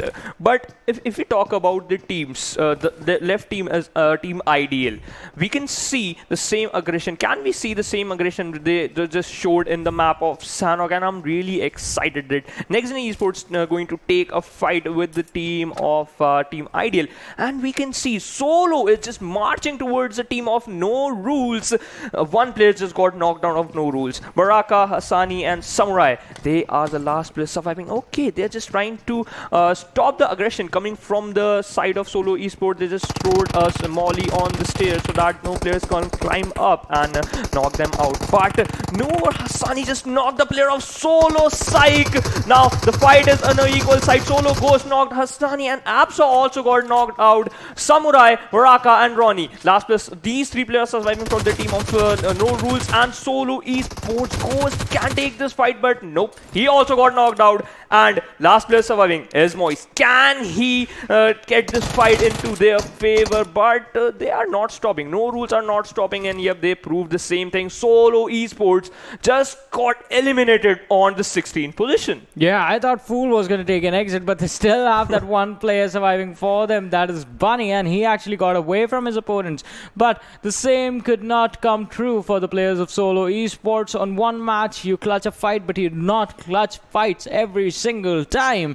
So you need to be careful, and I think Solo Esports are gonna have learned that lesson this time. Yep, that's true. And we have left with only one match, which is Erangel, which is going to be after this Vikendi match. And if you're talking about a safe side, Ideal is having a safe side. They're just looting at the Dobremisto side, and they are very close to the circle. They can do some rotations after collecting some loots, or maybe they can do a late rotation as well. But we can see Oxy is very close to the team of RDX, and RDX moving towards the team Oxy, and I want to see a fight between these two teams. And R3D looting on the Cosmodrome side, they can also be a little safe because there's no team in front of them except Hellraisers. But I think so Hellraisers is going to move towards the left hand side of the pole, maybe going to fight with the team sides they are holding on the Kritz's area, and PK Virus also moving up. All the teams are now trying to move inside the zone, and this is a nice strategy because you don't have to take an early fight, got eliminated, or maybe just lost one or two players if you want that fight too. So Bunny is very going to he's going to play very passive because he's the last man surviving for the team FoolEsports. And RDX Gaming, okay, they are very close to the team of we can say H2E. They are going to take this fight. If yep, then they're having a upper hand because only single player is there of the team H2E, which is Ati. Yeah, and the shots are gonna come in from Gamer X on Tiger. He's gonna get the knock with his G36C, the tried and trusted weapon. And now Hakar and Gamer X, they charge in together. Dread comes in from the other side. Ati on the back lines.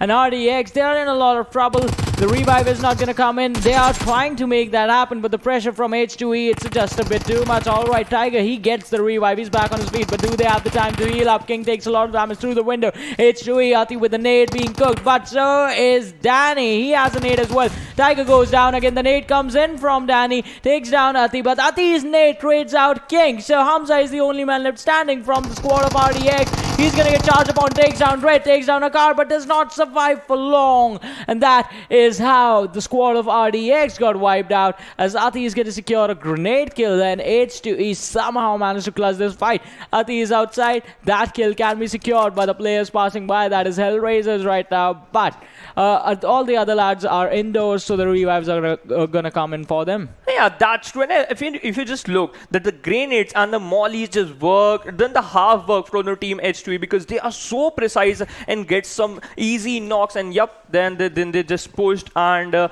yeah, we can see RDX Esports get eliminated on the 15th position. And Hellraisers, are they going to take fight with the H2E? Because definitely they just heard some sounds coming from the compounds near Goroka, near the southern side of Goroka. But right now I think so they don't want to take fight. They're just playing a little bit passive. And North Esports, they're very close to the team Ideal. Okay, Ideal is doing a quite long rotation. Maybe they just want to be on the southern side of the map, and we can see Zarar Esports, they're also coming from this side of Winery. They're just going to move towards the Abbey side, and they are going to be quite safe because there's no team except TeamOP, but they are a little bit far away from the compounds of Abbey. Yeah, quite far away, in fact, as you said, completely agreed. But R3D Esports, we have to see how these lads perform as well. Had a very good first game, but in this time, a little bit more consistency is going to be required from their side. Solo Esports, I don't think they're going to be happy about that early exit in this one. Just 1 point for the performance. On the other side, in fact, both the teams, RDX and Solo, are the same teams that had really good clutches in the match of Erangel. And this time, they were trying to make that happen again, trying to replicate the same performance, but failed to do so. Talking about other things, talking about the map, we do have just one team that's going to be outside the circle. That is North Esports, quite far away, but H2E Gamer X gets taken down. Hakar takes down Hamzo from North Esports. Amer falls down as well, as the fight has been turned around again. And it's going to be up to Ati to stop Sensei from charging in, as Hakar and Red, they will try to finish off Snow and then come back and take on Sensei and the teammates. The Molotov is going to do its job, but the vehicle being blown up is going to make sure that the kills are going to be secured. Ati, he has gone on a domination now. 3 kills confirmed for him. Sensei cooking up the nade in his hands, and if this one lands perfectly, Ati, he will not have an escape route. Alright, it falls a bit short, but Snow, he is going to be feeling the pressure. He's forced to run out in the open. Ati, he can spot him out from behind the vehicle and take the shots. Snow is trying to fight the players on the other side of the wall, but Ati is putting on the pressure. Snow takes down one, cannot take down the other one. He's going to fall down to the bullets coming from the SMG of GamerX. While Sensei, he is trying to charge in and trying to secure at least 1 point. That's not going to happen as he is going to be finished off, and North Esports take an exit on the 14th position. What an amazing fight from the side of the H2E player Ati. He is really on a domination. He don't want to get knocked out and going to be a liability on his team, but yeah, he's just going to get 4 kills, which is a very nice thing. And we can see the teams who got eliminated very early in the Sanhok map are trying to fight back and just eliminated some of the best team, which is Solo Esports, RDX Esports, as well as North Esports and FoolEsports. Bunny is the last man surviving for them, but Bunny is having a quite good position because there's no team in front of him. And I'm just looking that the zone is okay. This is centralized zone. We can see the same thing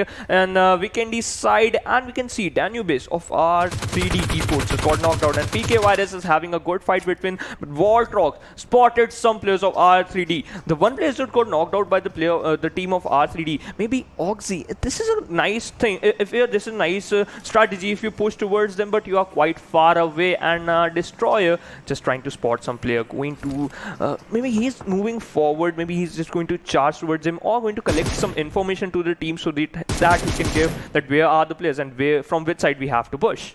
Yeah, they will definitely be trying to look at all that information, but look at this Joker. The perfect headshots coming in on the players of Oxy from that barrel are going to make sure that one of the lads, Voltrix, is going to be down on his knees. He's trying to go for the other lads as well, just spraying randomly inside the smoke, trying to see if he can connect on anyone, and on the edges of the wall as well. A good technique over there, and did not catch anyone else apart from the one player that tried to peek him, and he punished him hard for that. But R3D, they need to be careful. They've given away too much information to their opponents about their positioning and where the other lads from the team are. Also, they need to be careful because they are a 3-man squad and Oxy still has all 4 players. It is going to be really hard for Oxy to charge in all this open distance. Even the smokes are not going to be able to help them out. So this fight is definitely going to stay at a standstill until something from the outside, be it the Blues or be it another team coming in, actually forces them to be a little bit more proactive. Yep, that's right. If you're talking about other team sides, they are a little bit close to both the teams. Maybe they can do a third party, but this is not a right situation to do the third party. You just have to read the kill feed. If one of the player of both the teams has got knocked out, then you can have an upper hand on the teams who are favoring the kills. And if I talk about the zone, let's look at the zone. The zone is closing in, but I'm just thinking the zone have to take a hard shift so that the teams who are on the playing on the edge maybe do some rotations. But look, no roots are very close to the last player of FoolEsports. Did he's going to take fight, or he's just going to be a little quiet so that he's not going to reveal his position, because he is the last man surviving for his team. Yeah, he is the last lad surviving indeed, but Bunny from the team of FoolEsports, he's going to be in so much trouble as the players from North Esports are right in front of him. Hasni, Samurai, Ronnie and Baraka, all in the same compounds, and they're just looking for loot. They're not even looking for him, but he's going to be spotted out in a few seconds, and he is going to be finished off. He's still looking, spots one through the window. All right, that was so brutal. It was so deadly, and one man is out of the game again, and his team as well. He was the last man remaining for FoolEsports. That means no more FoolEsports in this match. Yeah, that's true, and this is a very unfortunate game for the team FoolEsports. And now No Rules is quite happy because they just got a very easy kill because they just have to kill one single player. Bunny trying to fight, but he's just having a Uzi. So this is not going to work in front of M762 unless you are having a very precise aim and you can just take down 2 players in a single spray. But now let's see at which position the zone is going to shift. And okay, one more, quite a centralized zone, but it is favoring towards the team who are on the northern side. We can say the team Oxy as well as the team of Zarar Esports, H2E, Hellraisers, PK Virus. These teams are in a good position, but the team like Zarar, okay, we can say Next Gen Esports. they have to move a little bit in the center, because if they need some kills in the Vikendi, we can see you have a lot of compounds so that you can take cover from them. And look at the airdrop 3. We having M249 with a level 3 kit but a suppressor of AR. Is this a nice combination? I mean, the weapon in itself is actually pretty important in the in this map. It's going to be super helpful, because you will be required to fire a lot of bullets onto those open areas on the teams pushing in, and bullets give you pressure on your opponents. Pressure is always good, but Sights Phobia takes down Rajput on the other side from TeamOP. The revive is going to be a little bit tricky, but Rajput had actually made his way almost to his teammates, so they're going to be able to make it happen. Sights, they had the advantage of the information of knowing where their opponents are going to be, but Phobia, he is going to be sitting on a really tricky angle and is not going to be able to confirm that kill. They have to be careful as well, because in the distance you do see the players from Portal Esports coming in. Yeah, that's true, but Aladdin just got knocked out, and we can see a triple threat here, because Portal Esports trying to take fight with Sights, and Sights trying to take fight with TeamOP, and TeamOP trying to take fight with Portal Esports. So this is a total chaos between these three teams, but I'm hoping that which team is going to get that fight into their favor. And if it talk about team sides, they are not taking the fight because they know that the team is very close to the team, that they are going to exchanging some shots between them. And Portal Esports, they may be going to charge towards the team of side if they get some kill, they get some early knocks. But look at the team Hellraisers, they want to enjoy the party as well, and they are very close to the team sides. The player of sides, did they know that there's one more team on the right side of them? Yeah, it is going to be quite tricky, and I think they might have had the information about the team right next to them, but it's going to be really tricky to get out of this situation. H2E, let's talk about them for a minute. They will have an easy rotation if the circle moves to the center, or if it moves in their direction. That is the westward shift, the northward shift as well, because it is time for the circle to have a drastic one. We are heading towards the fourth circle right now. Villa has been taken over by the players from IDL. They will be able to get a lot of information and be in a really good fighting position if someone actually comes in and charges over them. But there has been this thing, and one of our colleagues, Ketan, was the one who actually pointed this out a long time ago. Whenever there is the circle on Villa, it always heads to a heal battle. No matter how many players are there, no matter how many teams are there, there is going to be a heal battle. Yeah, that's true, because we can talk about Villa is a very populated place. If the teams come there, you cannot able to spot the players who are inside the compounds of Villa, and the zone is going to be closing in. Oh my god, the zone is having a northern shift. The team now in a big trouble. They are Zarar Esports, PK Virus, Portal Esports, as well as H2E, because now they have to move on the northern side of Villa. And No Rules are quite happy, because they are doing a very late rotations in the 15 or 16 minutes. But right now the zone is favoring them. Now they just have to play a little calm. They don't have to reveal their position if any teams come towards them.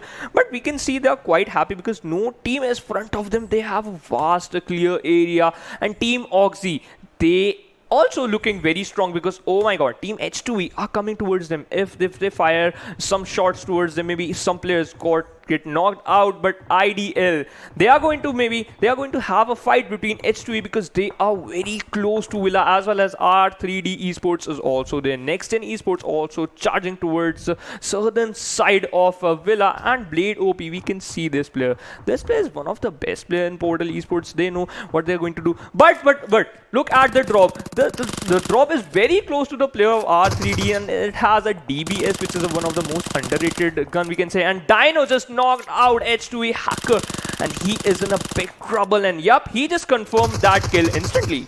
Yeah, the kill confirm was going to be pretty important, but Oxy Waltrick spots out the players of H2E in the distance as well, and as Fixus points it out, smokes do give away a location, and there come the spam shots, but no one is going to be taken out. But Red from H2E is going to be blown up. The team is going to be down in the number of players that they have in this matchup, and it is going to be quite tricky for them to get out of here as well. On the other side, Portal Esports, Blade OP was taken down by some of the lads, and it is an incredible performance that Portal Esports have put up so far, but they're going to be required to put up even better performances if they want to make sure that their slot for the finals is not going anywhere. As we speak, the blue zone is closing in slowly and steadily, and most of the teams are already in the circle except for one. That is going to be the squad of Zarar Esports. They are entering from the southwestern location, as you can see on the minimap, and they will be required to fight it out with the players of Sights just to be in a better position, or they can just deal with the risky business and move up north and then move in. But the luck, the fate is going to be with them tonight as the circle moves closer to them, and it's going to be centered around Villa again. Yeah, that's true. And PES Aladdin just spots a player of Team Sights, and Ghost just got knocked out, as well as Vegeta is spotted one more player of TeamOP, and we can see what Team Ideal is doing. They're just blocking the gates of the Villa, and they just parked a car on the gate of Villa. This is a really very good strategy coming from the side of Team Ideal. But right now, no rules in a big trouble. They just have to do a very long rotation. The zone is favoring them until that was the fourth zone, but right now they are out of the zone. And Hellraiser Snaker, I just want to tell about him. He is one of the best player in Hellraisers. He just did a 1v2 clutch in the Sanhok map, and they just survive on the 8th or 7th position, which is a quite good thing. And the teams who are in a quite happy position, which is Team Ideal, Team OP, Team Sights, Team Oxy as well, they don't have to move until unless the zone is going to take a hardship. And Blade OP just pinned down by the Team OP. Oh my god, Blade OP, Team OP, it's quite rhyming, we can say. And Team H2E just burned the car and trying to make a good cover, we can see. And Team OP just trying to charge the player towards the last player who is just taking cover. And Zarar didn't just got a shot on his head by the M24, and Tarzan just taking a fall back because one team just moving towards them, which is Team Zarar Esports. So Team Sights and Zarar Esports, they are going to have a good competition right now, and let's see which team is going to survive here.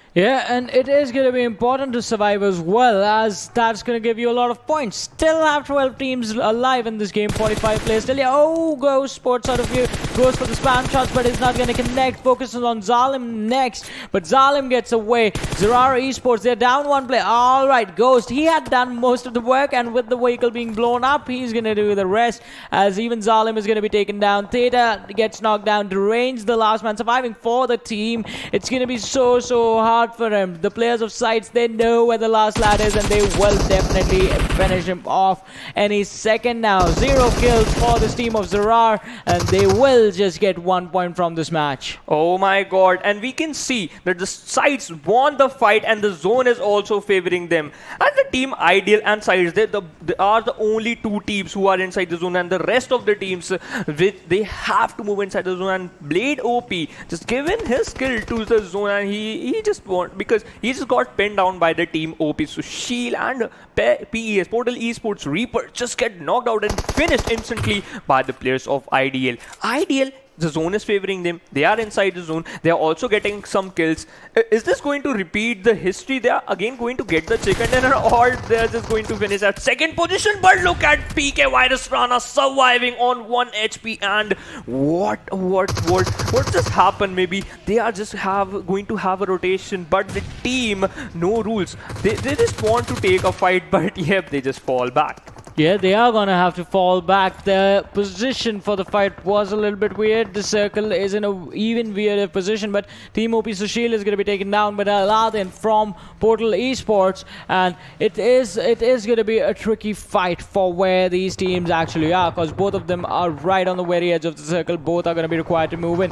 The team that we have on our screens right now, a couple of seconds ago, in fact, North Esports, they will be moving in inside the zone. PK Virus Bhatto makes sure that H2E are going to be out as he spots out the last player, that was Ati, and finishes him off in style. But now R3D in some trouble as the players are trying to take the fight. Anubis takes down Adnan from Hellraisers, but Shaw is going to get backstabbed, and R3D somehow manages to survive and eliminate the squad of Hellraisers. In the meanwhile, IDL on the other direction, they are creating so much trouble for the players of Oxy. Yeah, that's true. And now NextGen Esports is going to take a fight with the team PK Virus. They have the manpower. Can they have the fight into their favor? The time is going to tell, because one player is on a very low health of the team PK Virus. He's just getting some heals, just trying to apply some bandages, and Abu just knocked out the player of R3D Joker.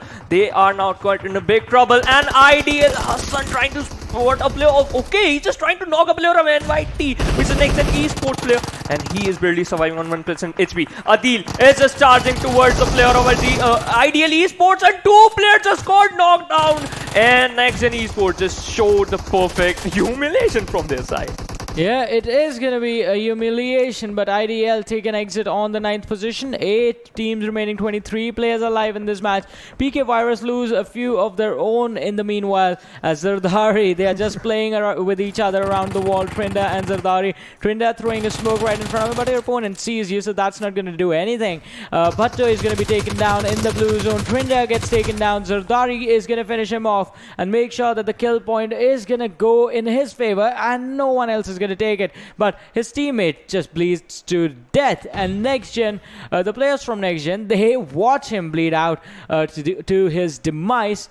8 teams remaining, 21 players alive, and so far the players of NextGen, they sit at a massive advantage against everyone else apart from the players of Sites, who are going to be going up against them shortly. Circle moves out of Villa and out in the open, where Portal Esports, North Esports, and TeamOP all on the same portion of the circle, right on the edge, and they have to move in. Portal Esports already have moved in a little bit, but the player is isolated, so it's going to be a tough situation. And as I say that, Baraka is cooking up the Molotov, but it gets thrown towards the player of TeamOP. How they didn't know that the player Aladdin is very close to him.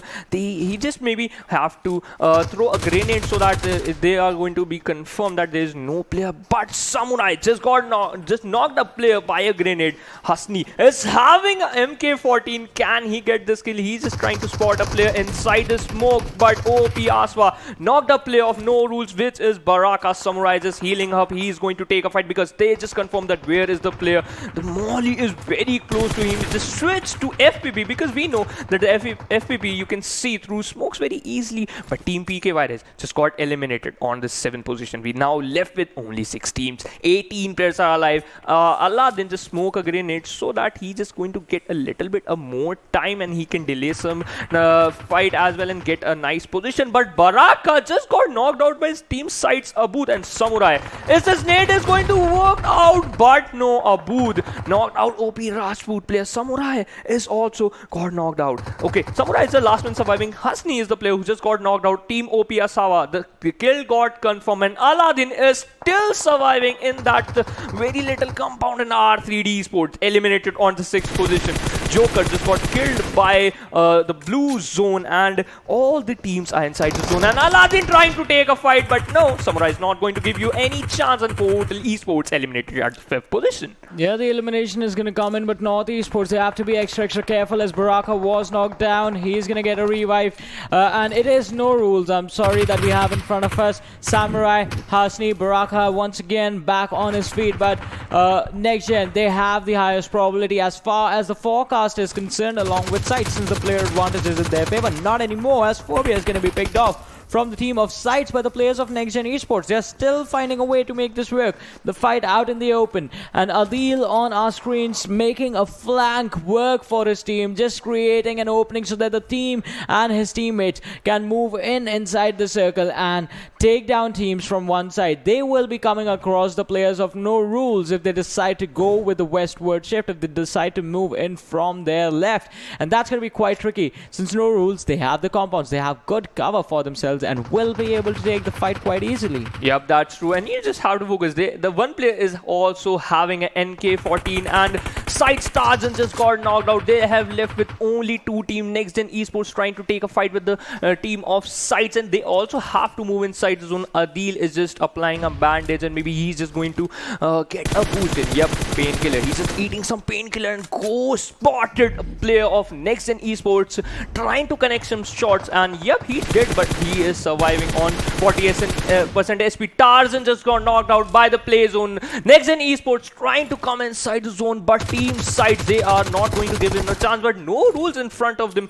Can this fight is going to favor to them? Adil is trying to toss a grenade towards them, and Samurai is taking a fight with the team Sights, but oh my god, a grenade just worked out for the team NextGen Esports. They just finished the 2 player who got knocked out, and now NextGen Esports in a big trouble. Goes for the spray, his teammate comes in and Towards him. yeah, no rules. They are going to be taken down. Hasni on the door. Adil goes for the teammate comes in and Oreo is going to get the finish, and NextGen, they are not going to stop. Look at Knight, he's in the back lines, he has been knocked down, but they don't care. They want to take the fight. 3 first aids on Adil. He's going to heal up and move on to fight the players of Sights. They are taken down as well. TeamOP, just 1 man remaining. Raj just charging in his direction. He takes down 1. Can he take down another one? No. Direction, he takes down 1. Can he take down another one? No. And NextGen Esports finally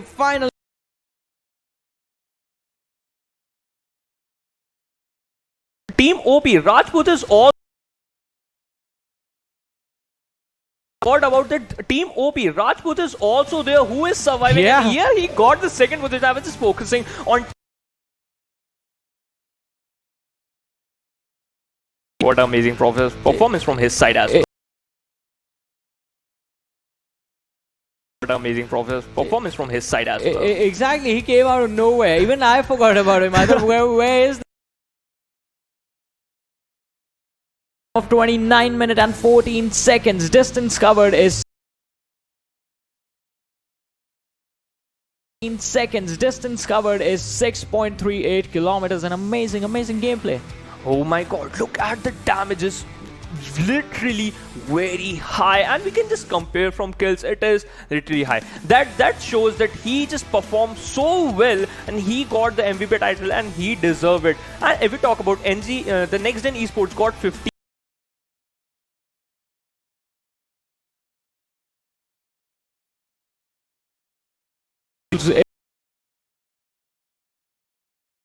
When they were charging in towards the players of No Rules, it was fair. Adil was the man leading the charge.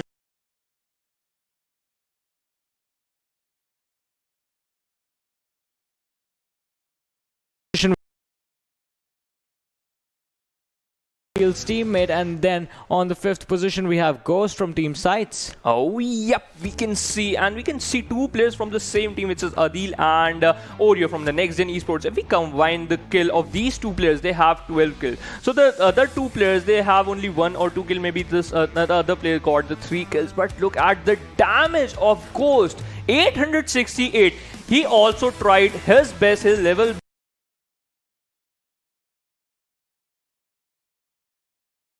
In the previous match, they just showed up. In the previous match, they just showed up and they got chicken dinner. Yeah, they showed up and it was 7 kills confirmed, 72 knocks. Confirmed, 72 knocks in total. Some player getting knocked again and again. Headshots in the game was 11. Is quite below average. Yeah, that's true. I thought we can see the grenade. We can see the grenade kill, the grenade knocks as well as the Molotov knocks is. Thought that they are going to have a good amount, but yeah, some utilities also worked out for them. some utilities also worked out for them. Yes, some worked out. What I was going to say is not enough used in the match. Yep. And talking about the standings of the game, we do have NextGen Esports with 36 points in total, but no rules. That is an impressive performance from them. 9 kills, 8 placement point, finishing on 4th in the game, but 17 in total. 8 kills, 1 placement point, 9 in total. Oh my god, what a Oh my god, what an immense performance from these teams. And just look at 12, 13, 14, 15, 16. The teams are Zarar Esports, FoolEsports, North Esports, RDX Esports, as well as Solo Esports. They didn't caught a single kill. They are just only relying on placement point, and that's why the total point is only 1. Team Oxy. That is going to be pretty important, and we will be waiting to see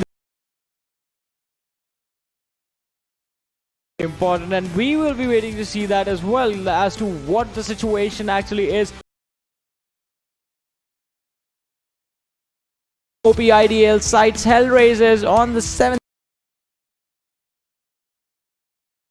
Hellraisers on the 7th. They are falling down little by little, but still the charge is being led by teams from Group A, that is TUF and Team Bublu. 2 for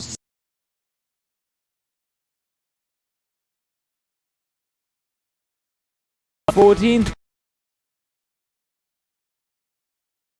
No rules are going to be on the 14th position, and NextGen Esports, they climb up to the 16th. Yep, that's true. And look at the place total points. They having equal amount, which is 55 points. And just have a look at the team.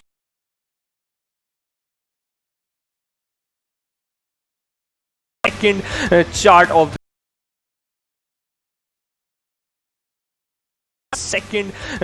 of the leaderboards. Let's move on the third chart of the leaderboard. R3D Esports as well as Team H3, they are climbing up on the 19th and 21st position, and R3D Esports having 42 points and H3 is having 36 points. Yeah, 36 points are going to be there, but look at this. Exterminators, 8 matches played, 23 points. It's going to be a tough ride for them if they want to make it to the finals.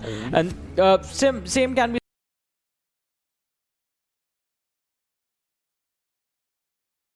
these teams are going to be playing, because these teams are going to be playing because after today we just have one more game left, and after today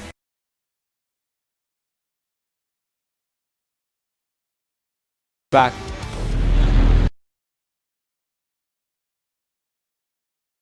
Right back.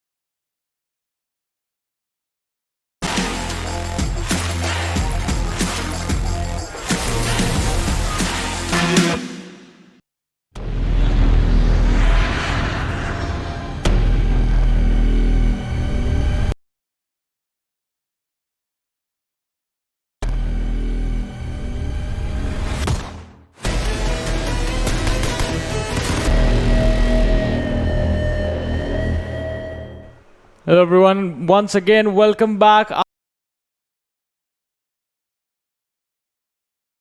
Welcome back after the break. My name is Warren Super Johnny John. Joining me on the desk this time by teams from Group B and C. And before we get things started, let's have a look at something really interesting.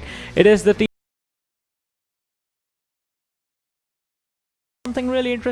It is the team stats of IDL and Sites. Both of them are sitting at the same number of points. Yes, you can see a certain difference, but when you just come down under, you can see Sites leading the chart.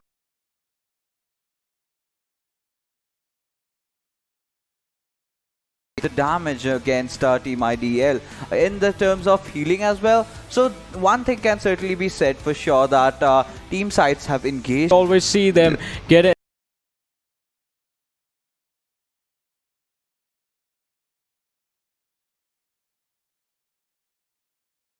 Game is live and the trajectory is in front of us. It starts from the northern side of Lipovka. Okay, so first Erangel that we casted today did throw us off from our chairs with that with that incredible circle. But this time around, let's see how things fare out for all these teams, as it's kind of a similar flight path as to what we witnessed in the first game. But Next Gen Esports, Johnny, I must say these lads have made quite a comeback. Yeah, they have made an amazing comeback, in fact, and have had a really good performance for them. But they need to keep this going in the next 8 games as well that they have to play, and that's going to be really important because in an instant we did see teams go all the way from the first set of standings, from the first 8 to the second set of standings at 9 to 16, and you do not want that because the lower you are, the more trouble you're going to have in the later stages of the tournament to climb up, as the matches will be getting less and less. Right now it's going to be possible that you end up making a comeback, but in the later stages it's going to be so hard because the pressure is just going to be too much. Yeah, pressure is definitely gonna be too much, but right now we have to see as to where the first circle forms around, and a lot of teams have made the rotation center of everything, and we have seen this kind of circle this a lot of times, and if it forms somewhere around Rozhok, then we're in for some last moment intense fights. Yeah, the fights definitely will be intense. All right, this is a northern circle, so I'm thinking fixes, just like the first game. What if it keeps moving north? What if it's like a complete Severny or the northern edge circle? We have seen those before. Even the teams, I think, have seen them inside of the game before. But it's going to be really interesting because most of the teams are right now either in the center or the southern side of the circle, and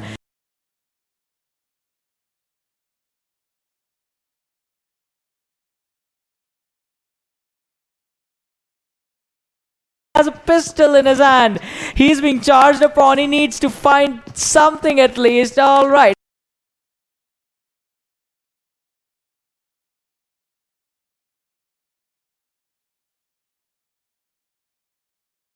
To take the next one. Oh! Caught off guard from the stairs, and just when he was about to get a red dot as well.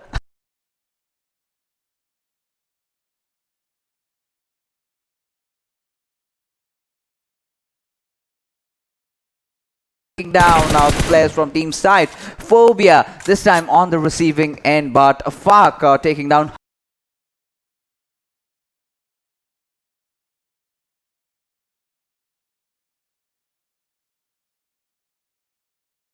angry. They are looking for redemption, and last game was not really their game, so now they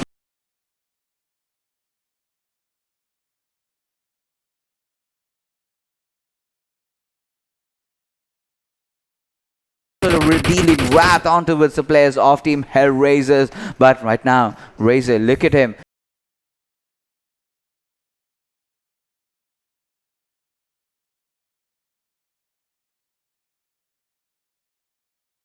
Yeah, the smoke, it is a Razor securing the kill of Sites. Even in the last era,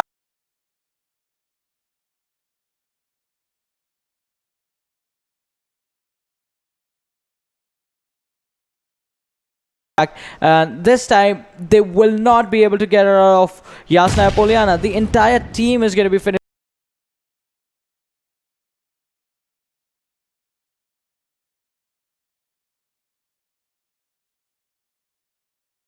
is trying his level best, but FoolEsports, they are chasing him. They want this man.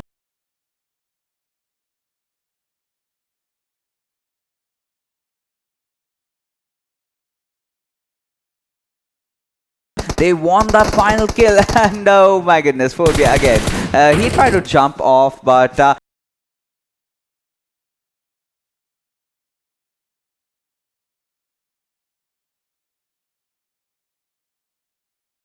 our team side. Oh my goodness, how is he gonna get out from here? As he already left, that we have to see. But in the meanwhile, Team Zero making that very early quick rotation. And Tarzan, look at him, Johnny. Look at how far he has already traversed around, almost making it down on the school area. So now he is safe for the meanwhile, Yeah. but he has to survive for so long. I mean, that is when your fight or flight instincts kick in. This is the sort of performance you get to see. That was a fast escape. The man is, what is he, Barry Is he Allen, the Flash? fastest man alive? Yeah, he is Flash. Maybe Hey, around. he is Tarzan. I mean, he on Sanhok we do expect him to perform really well, but he performs on Erangel too. Well, I saw Wonder Woman, lassoing through the lightning. So everything can be possible, Yeah. my friend. Anything and everything in this world can be possible. But with that being said, taking a look at the circle, like we mentioned earlier, this gives us a lot of avenues, a lot of opportunities, a lot of speculations as to where it can turn around. Maybe it might just go towards Severny. Maybe we can get another, shore circle. But at the same time, this time around, I want to see some action happening around those bridge areas, those little tiny bridges around Rozhok, exactly where Team Red are. Yeah, and it is going to be quite interesting to see how the team actually tries to position themselves in that situation.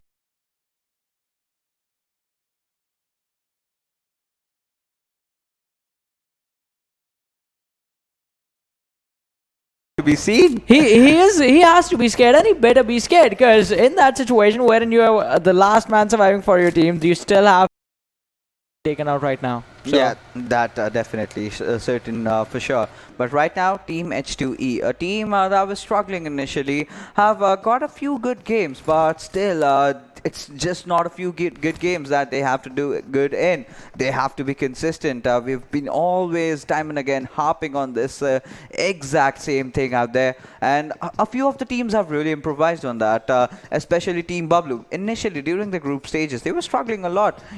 They were not in the natural element. Now they've started focusing on position points as well as kill points. Now they're almost on the top of the leaderboard. But right now, take a look at how things are going around. Team Solo, we must see. Last game, just a game, previous one in Sanhok, they were amazing. But after that, they kind of dwindled around. So this game is going to be very, very crucial for them. yeah, this game is going to be super crucial. But the interesting things that I've found, Hellraisers, look at their position right behind Oxy, who have already managed to make their way towards the military bridge area.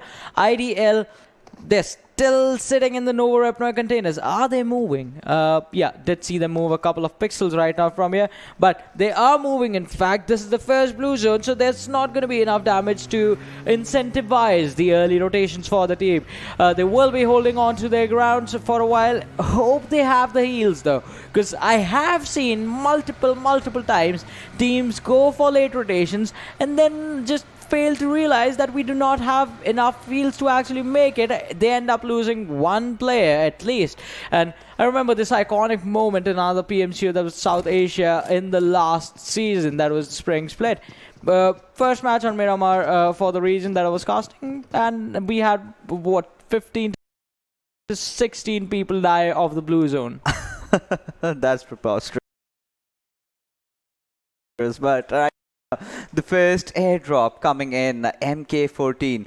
But like you mentioned, a lot of teams are outside. But this is still the first circle. I have seen a lot of teams, kind of looting outside the zone till the second or third circle, and they get so many boosters out there, so they do not really have to worry. But right now, Team PK Virus, this is a team that has been doing so phenomenal alongside our Team OP as well. And in the last few phases in Vikendi, I think they came came second over there. I saw he was just the last helpless man alive, but he did what he had to do. He did still manage to take a few knocks out there. But take a look at how the circle has shifted all the way up north.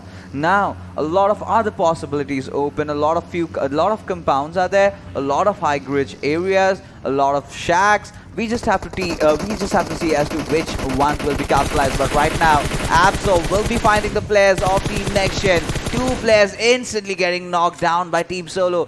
That's the kind of aggression that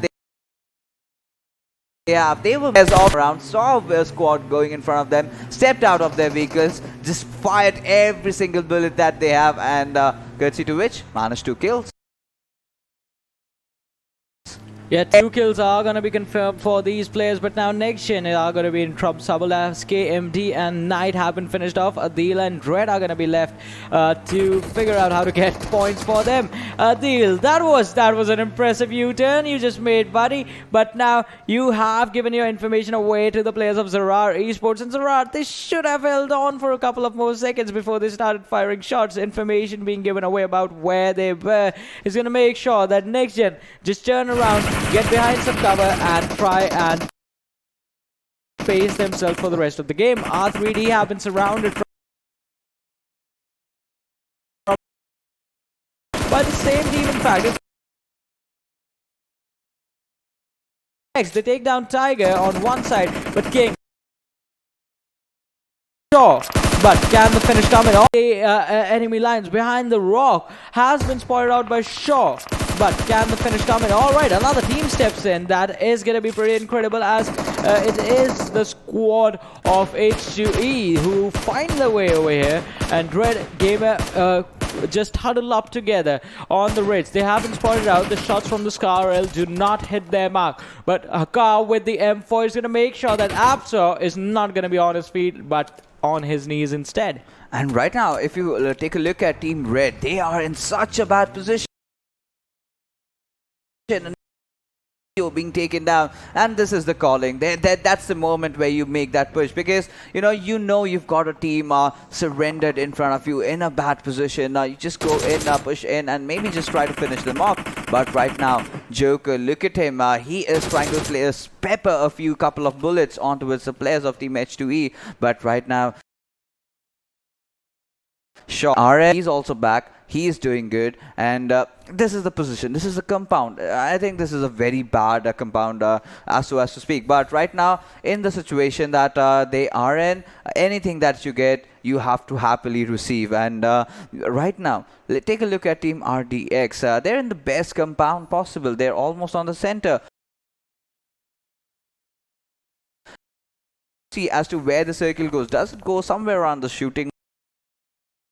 It's just this one big steep curve that you have to cross over to get to the city, but I guess that counts. Go up east to it. South. Doing that anymore from the side of RDX, as he's going to be taken down by R3D's play. Yes, we'll get to see a lot of hill fights happening. Yeah, hill fights are going to be there, but on the there are some hills in here as well, on the southern side of Shooting Range area and southern side of Severny. It's just this one big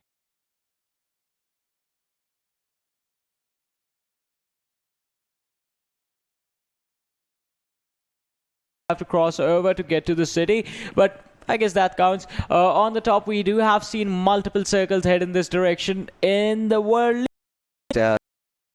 Stretched out for too long, but right now, members of Team Red have managed to take a better compound. I like this one, because they've got enemies, but you still have some movement areas to play around. Heals up. That is no questions. That is not questioned, as Danny is not going to heal up with a nade. Shaw is going to drop them, both of them at the same time. But Solo, they are still surviving. Have lost only one player, that was Psych a little while earlier. But now they know where R3D is going to come from, and they are just waiting. Ghost with his mini 14 already had positioned his crosshair on the apartment just to see if the players are going to peek or step out for an instant. But now they're checking all the different angles, just making sure that they do not get shot from the other direction while they take this fight. Yeah, and right now, if you take a look at players from Team Solo, you can see, oh my goodness, Moise with that precise knock onto his Joker, spotting him down with his 4 times on his mini 14, and taking those taps to precision, and a result of which he got that one knock. But that's just not gonna be enough. They have to secure one more. But taking a look at the position, Team Solo, a team I have to really question this particular decision, because in this certain circle, the place where team members of Team H2E are, that's a high ground area, and that you could have held on, and that is exactly where Team Solo was going in for the compound. You certainly do have a cover, but then the circle is gonna take a shift, and okay. Still, Solo do find themselves in the zone. Yeah, they will be inside the zone, and this drastic shift, do you think the teams are going to be in a little bit of chaos, since most of them actually did overshoot this and are sitting on the northern side and now will be moving to the southern open lands? As we speak, Shaw is going to be taken down with the mini 14 action coming in from Solo Ghost, and that might just be the catalyst that the team needed to aggress towards this location. But on the other side, TeamOP, so Shield just spots out the players from H2E. The damage did not connect from his side, but it did connect on him. He drops down to 40% health. Is gonna have to heal up. Has only one first aid, fixes one first aid, one medikit, nothing else. You don't need anything right now, at least not him, because the way Team OP have been playing, they have been doing so good. Maybe might well borrow some from his teammates. Give me some bandages. That is what I would have shrieked. And I am pretty sure if you were there, you would have just declined with that cold-hearted face. But there you go. Right now, Team OP just beside Team H2E, and they've spotted down the players, but Team H2E are trying to open things up. They are trying to find certain angles, but at the same time they have to be careful as to the other teams that are in the nearby vicinity. But late taking down players of Team Fool, and right now Team Fool have found themselves in a very bad position, because Charlie will also be falling down to Vegeta. And with that being said, Destroyer takes down Charlie. Oh my god, are we witnessing some kills being stolen, Johnny? Yeah, it is going to be, and well, points. It's all about the points fixes. Yes. You have to keep your eyes on the prize. Points are what matter in a game. Doesn't matter if someone else knocks them. Doesn't matter if the player, well, if they get knocked down by the blue zone. Just pick up the points. And over here we do have the players of North Esports and No Rules, both of them in the same location, that is the shooting range area. No Rules, the players are stepping back a little bit, and Vegeta does spot out a vehicle moving out in the open, but does not go for the shot. From the other direction, the players of No Rules do step out and just wreak havoc on the players of Next Gen. I don't think they realized where they came from. They certainly did not. They were just in the bunker and they were rotating around. Adil has been spotted. He was the last member alive, and with that, Next Gen Esports will definitely getting eliminated. But right now, Razor, he does not want to stop, despite the fact that his team has been taking a lot of firepower over there from other teams. He has still managed to take a few knocks for himself. But with that, Hasni will be getting that kill secured onto its bunny, and Team Fool, looking by this state that they are in a very bad situation. Team PES are in the between of every single fight, but Razor, he does not want to give up. Takes down Baraka, will finish him off, goes on a domination spree. 3 kills already for himself coming out there, but Samurai taking a knock onto his MK, but no, would be traded back by Aladdin. And the players from Team No Rules, they have to get inside the circle. There is no chance on this earth that they can give that race onto its teammate. But the Razor, look at this man, look at him. He does not stop. Oh my goodness, he finished the entire squad of North Esports. Yeah, the whole team is going to be taken down, but they need to be finished off as well. The blue zone is going to take care of that, in fact. But Portal Esports, they are moving up ahead. Hasni questions their decision, but from the Ray, Razor spots him out, and it is the player from PoolEsports. He gets the kill. How does he do that? He does have that low ground, of which he is definitely taking a good advantage of. He has managed to finish an entire squad of North Esports, managed to finish down one more player out there, and he is hungry, in fact, for more kills. And now we will have to see as to Razor, now that he is in the open, The players from Team PUBG Esports have already spotted him out, but they decide to prioritize the circle, going looking for the bigger picture, and now they will have the cover for themselves. And like I mentioned earlier, this circle is all about that high cliff advantage you can get for yourself, and the teams that definitely are having that are certainly gonna win. But if you talk about teams that are in the center, Team IDL, this might be their chicken dinner game again.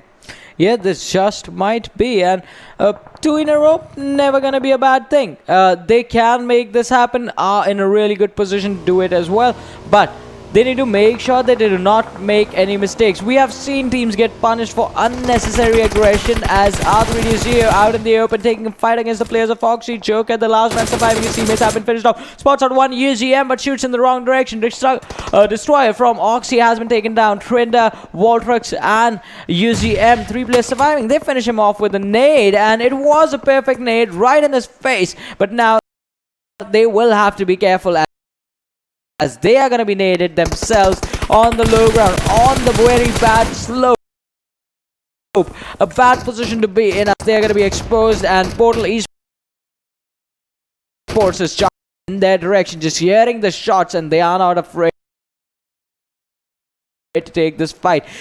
They can create an advantage. Vegeta, deciding not to just spray randomly inside of the smoke, is just going to move back and fall to his teammates, where they decide they want to take the fight against Razor from Fool, and they finish him off. So FoolEsports, they take an exit from this match. Finally,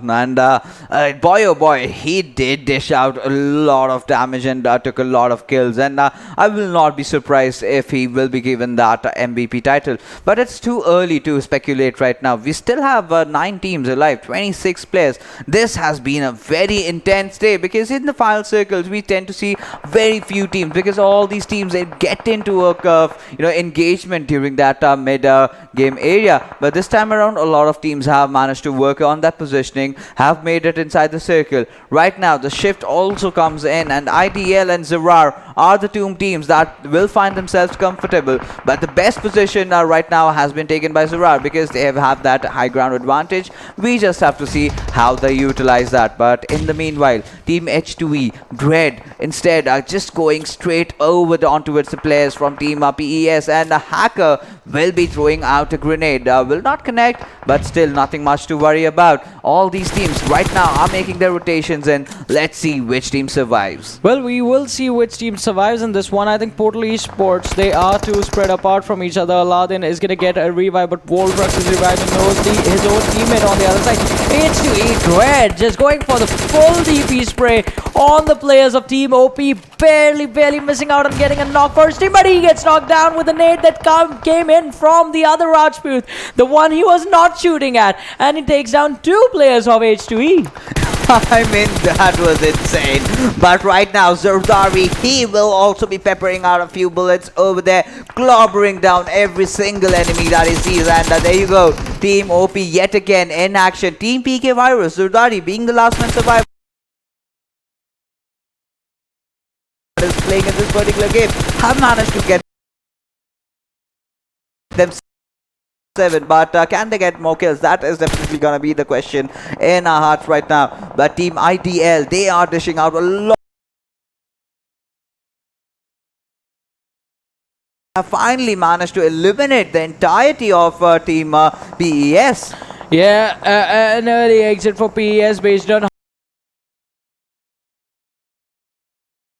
were performing this far in the game, but PK Virus also going to be taken out, as their last player is going to be finished off. And now we are down to 5 teams, 17 players alive. H2E Hakar still trying to fight it out, but taking a lot of damage from the long distance. In the meanwhile, Ati is trying to revive Dread so that they do not lose all of their players in an instant, but one nade is gonna be able to finish all of them.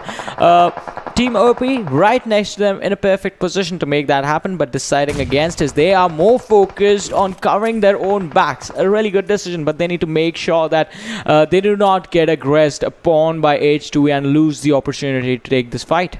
Dino, this lad, I am just watching it in the kill feed. He is going kills after kills after kills, and how can you leave away more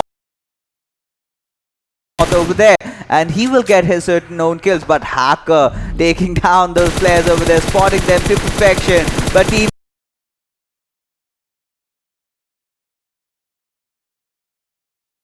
in a bit of a pickle right now, but look at those vehicles bursting down. Two players instantly getting knocked over there.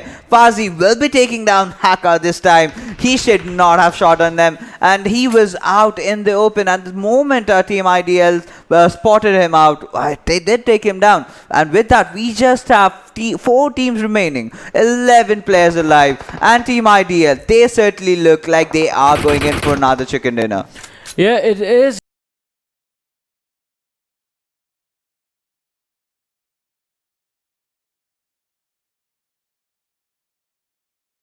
Turn things around. It is the player of Zarar Esports. All 4 players in there, even though they do not have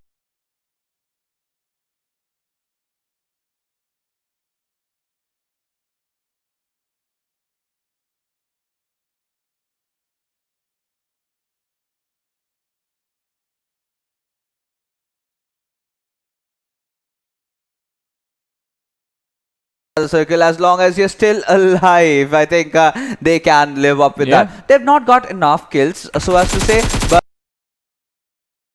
which can be the one thing that works in their favor.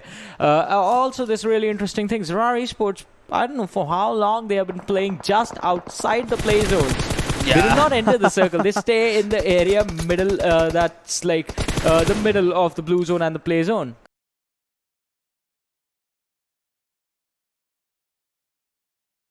So it does not matter as long as you are entering inside the circle, as long as you're still alive. I think they can live up with that. They've not got enough kills, so as to say, but they are definitely gonna get some good position points out from over here in this particular match. Rajput being the last survivor for his team, he is way too much in the open. Any moment he can get picked off, and with that, Solo Esports have been eliminated. We just have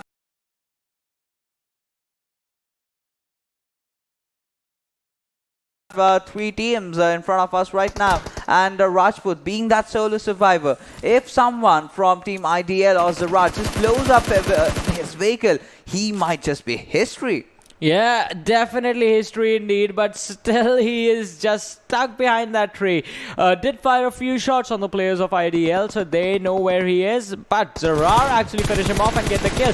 Kratos is going to be taken down. Moth barely surviving, gets behind the tree at the right moment, but now the shots coming in from Zarar. This is going to be an interesting fight, a 3v3 situation, and the players from Zarar Esports are falling down one after the other. Zalim has been taken down as well. Theta and Erangel, it's going to be up to them to pick up this pace in the final moments and get the chicken dinner for their team. Deranged goes Deranged as he takes down one, gets traded out instantly. Theta in a 1 versus 2 scenario, taking damage from the blue zone. The man is not gonna survive. I think IDL, they already have the chicken dinner in the bag. It's just a matter of seconds as Theta takes cover of the tree, runs behind it, gets into position but does not have any heals on himself. He's gonna go for the shots. Dino just takes him out quite easily, and IDL take their second chicken dinner of the day.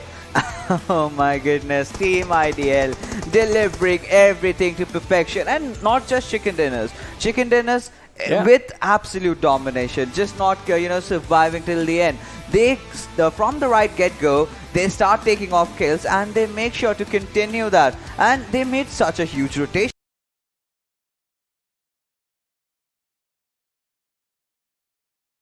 from the southern side. They came all the way up north, made their way inside the circle, and took all the fights and got the chicken dinner. Yeah, it was an impressive performance, but now let us have a look at the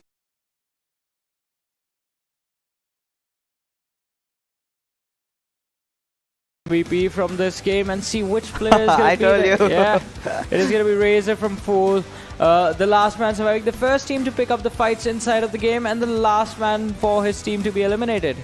7 kills, 937 damage really justifies what this player is capable of. He wiped out one entire squad. I believe that was from North Esports, or it was No Rules. Yeah, it was No Rules that he wiped out. And then he just did not stop there. He went on to wipe out yet another squad. That's just the last player surviving. So, Razor, amazing gameplay. Yeah, an amazing gameplay indeed from this lad. But top 5 players, we'll be seeing IDL's Faze in there along with Dino. Then we have Aladdin from Portal Esports and Destroyer from the lineup of Oxy. An incredible performance from all these lads, especially Faze with the 7 kills, 750 damage. Yeah, he has been consistent so far alongside Dino. If we did take a look at the kill leaderboards, and Dino was there on the top, and now with all those kills that he's racking up every single game, the counters, just keeps on increasing. The graph keeps on going up ahead, and that's a very good sign. It is a good sign indeed, and it needs to keep on going up and up and up, because these teams now, all the teams, all 24 teams in fact, have 8 games left. Half of our journey for these semi-finals is over, and the other half is going to start. But let us have a look at the match summary for this match and see how things went out, how many knocks were there, how many kills were confirmed, how much utility usage was there. And once again, just now, we had a spike yesterday, and early on in today's match is now coming down to the average numbers. Yes, absolutely. It's just those games, those special games where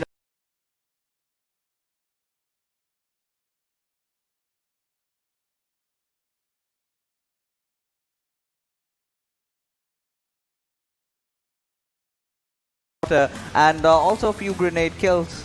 Yeah, great kills are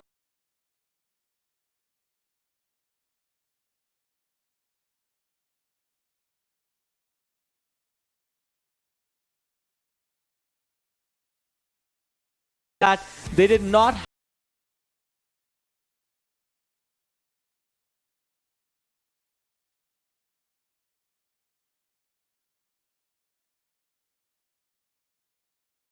for themselves 33 points in total, and then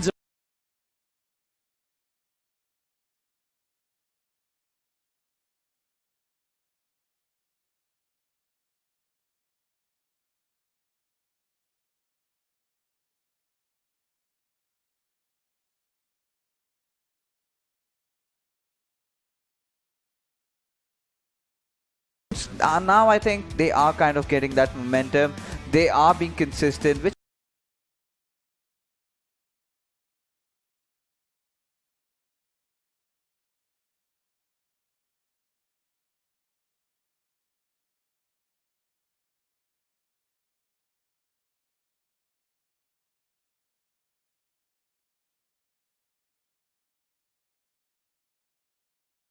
they are having a very, very shaky.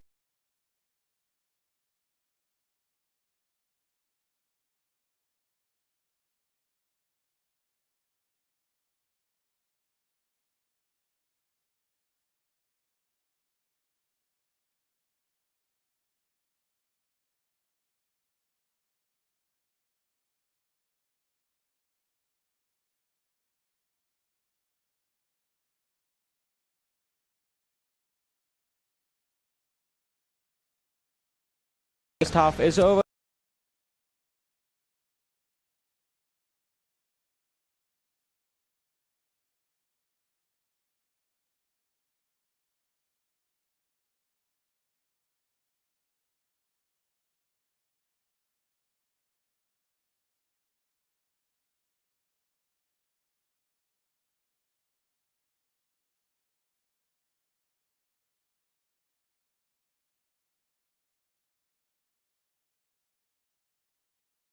A little bit more lucky than the others. It's going to be the fact that you have to be in the top 15. You don't have to be in the top 10. You don't have to be in the top 6, top 7.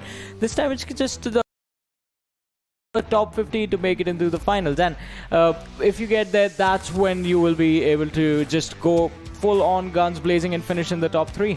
Yes, absolutely. Freestyle are definitely waiting for them, watching everything around. But let's take a look at the kill leaders. And Rajput finally overtaking Dino over there with 22 kills and 22 minutes of average survival time. That's insane. Yeah, that's certainly above average, and he's had a pretty good performance, him and the Rajput with 2 Ts as well. We're going to see him as we move on in the next sort of set of players. But Dino is there, Razor was there as well, and see, there it is. The other Arch Booth has a lot of kills, but not enough survival time.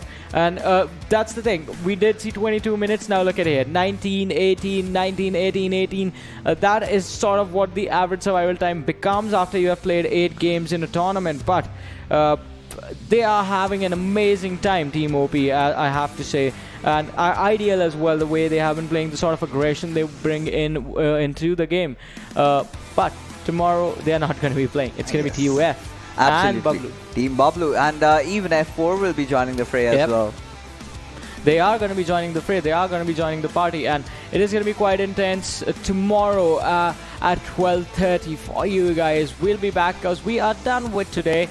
My name is Varun Super Johnny John, joined by Fixes, and before we say goodbye, we have to give a shout out to our sponsors. So this PMCO 2020 Fall Split Pakistan region is sponsored by the Oppo F15 with fast charging, lightning fast games, and lightning fast fun. We'll see you guys tomorrow. Take care. Have a great night.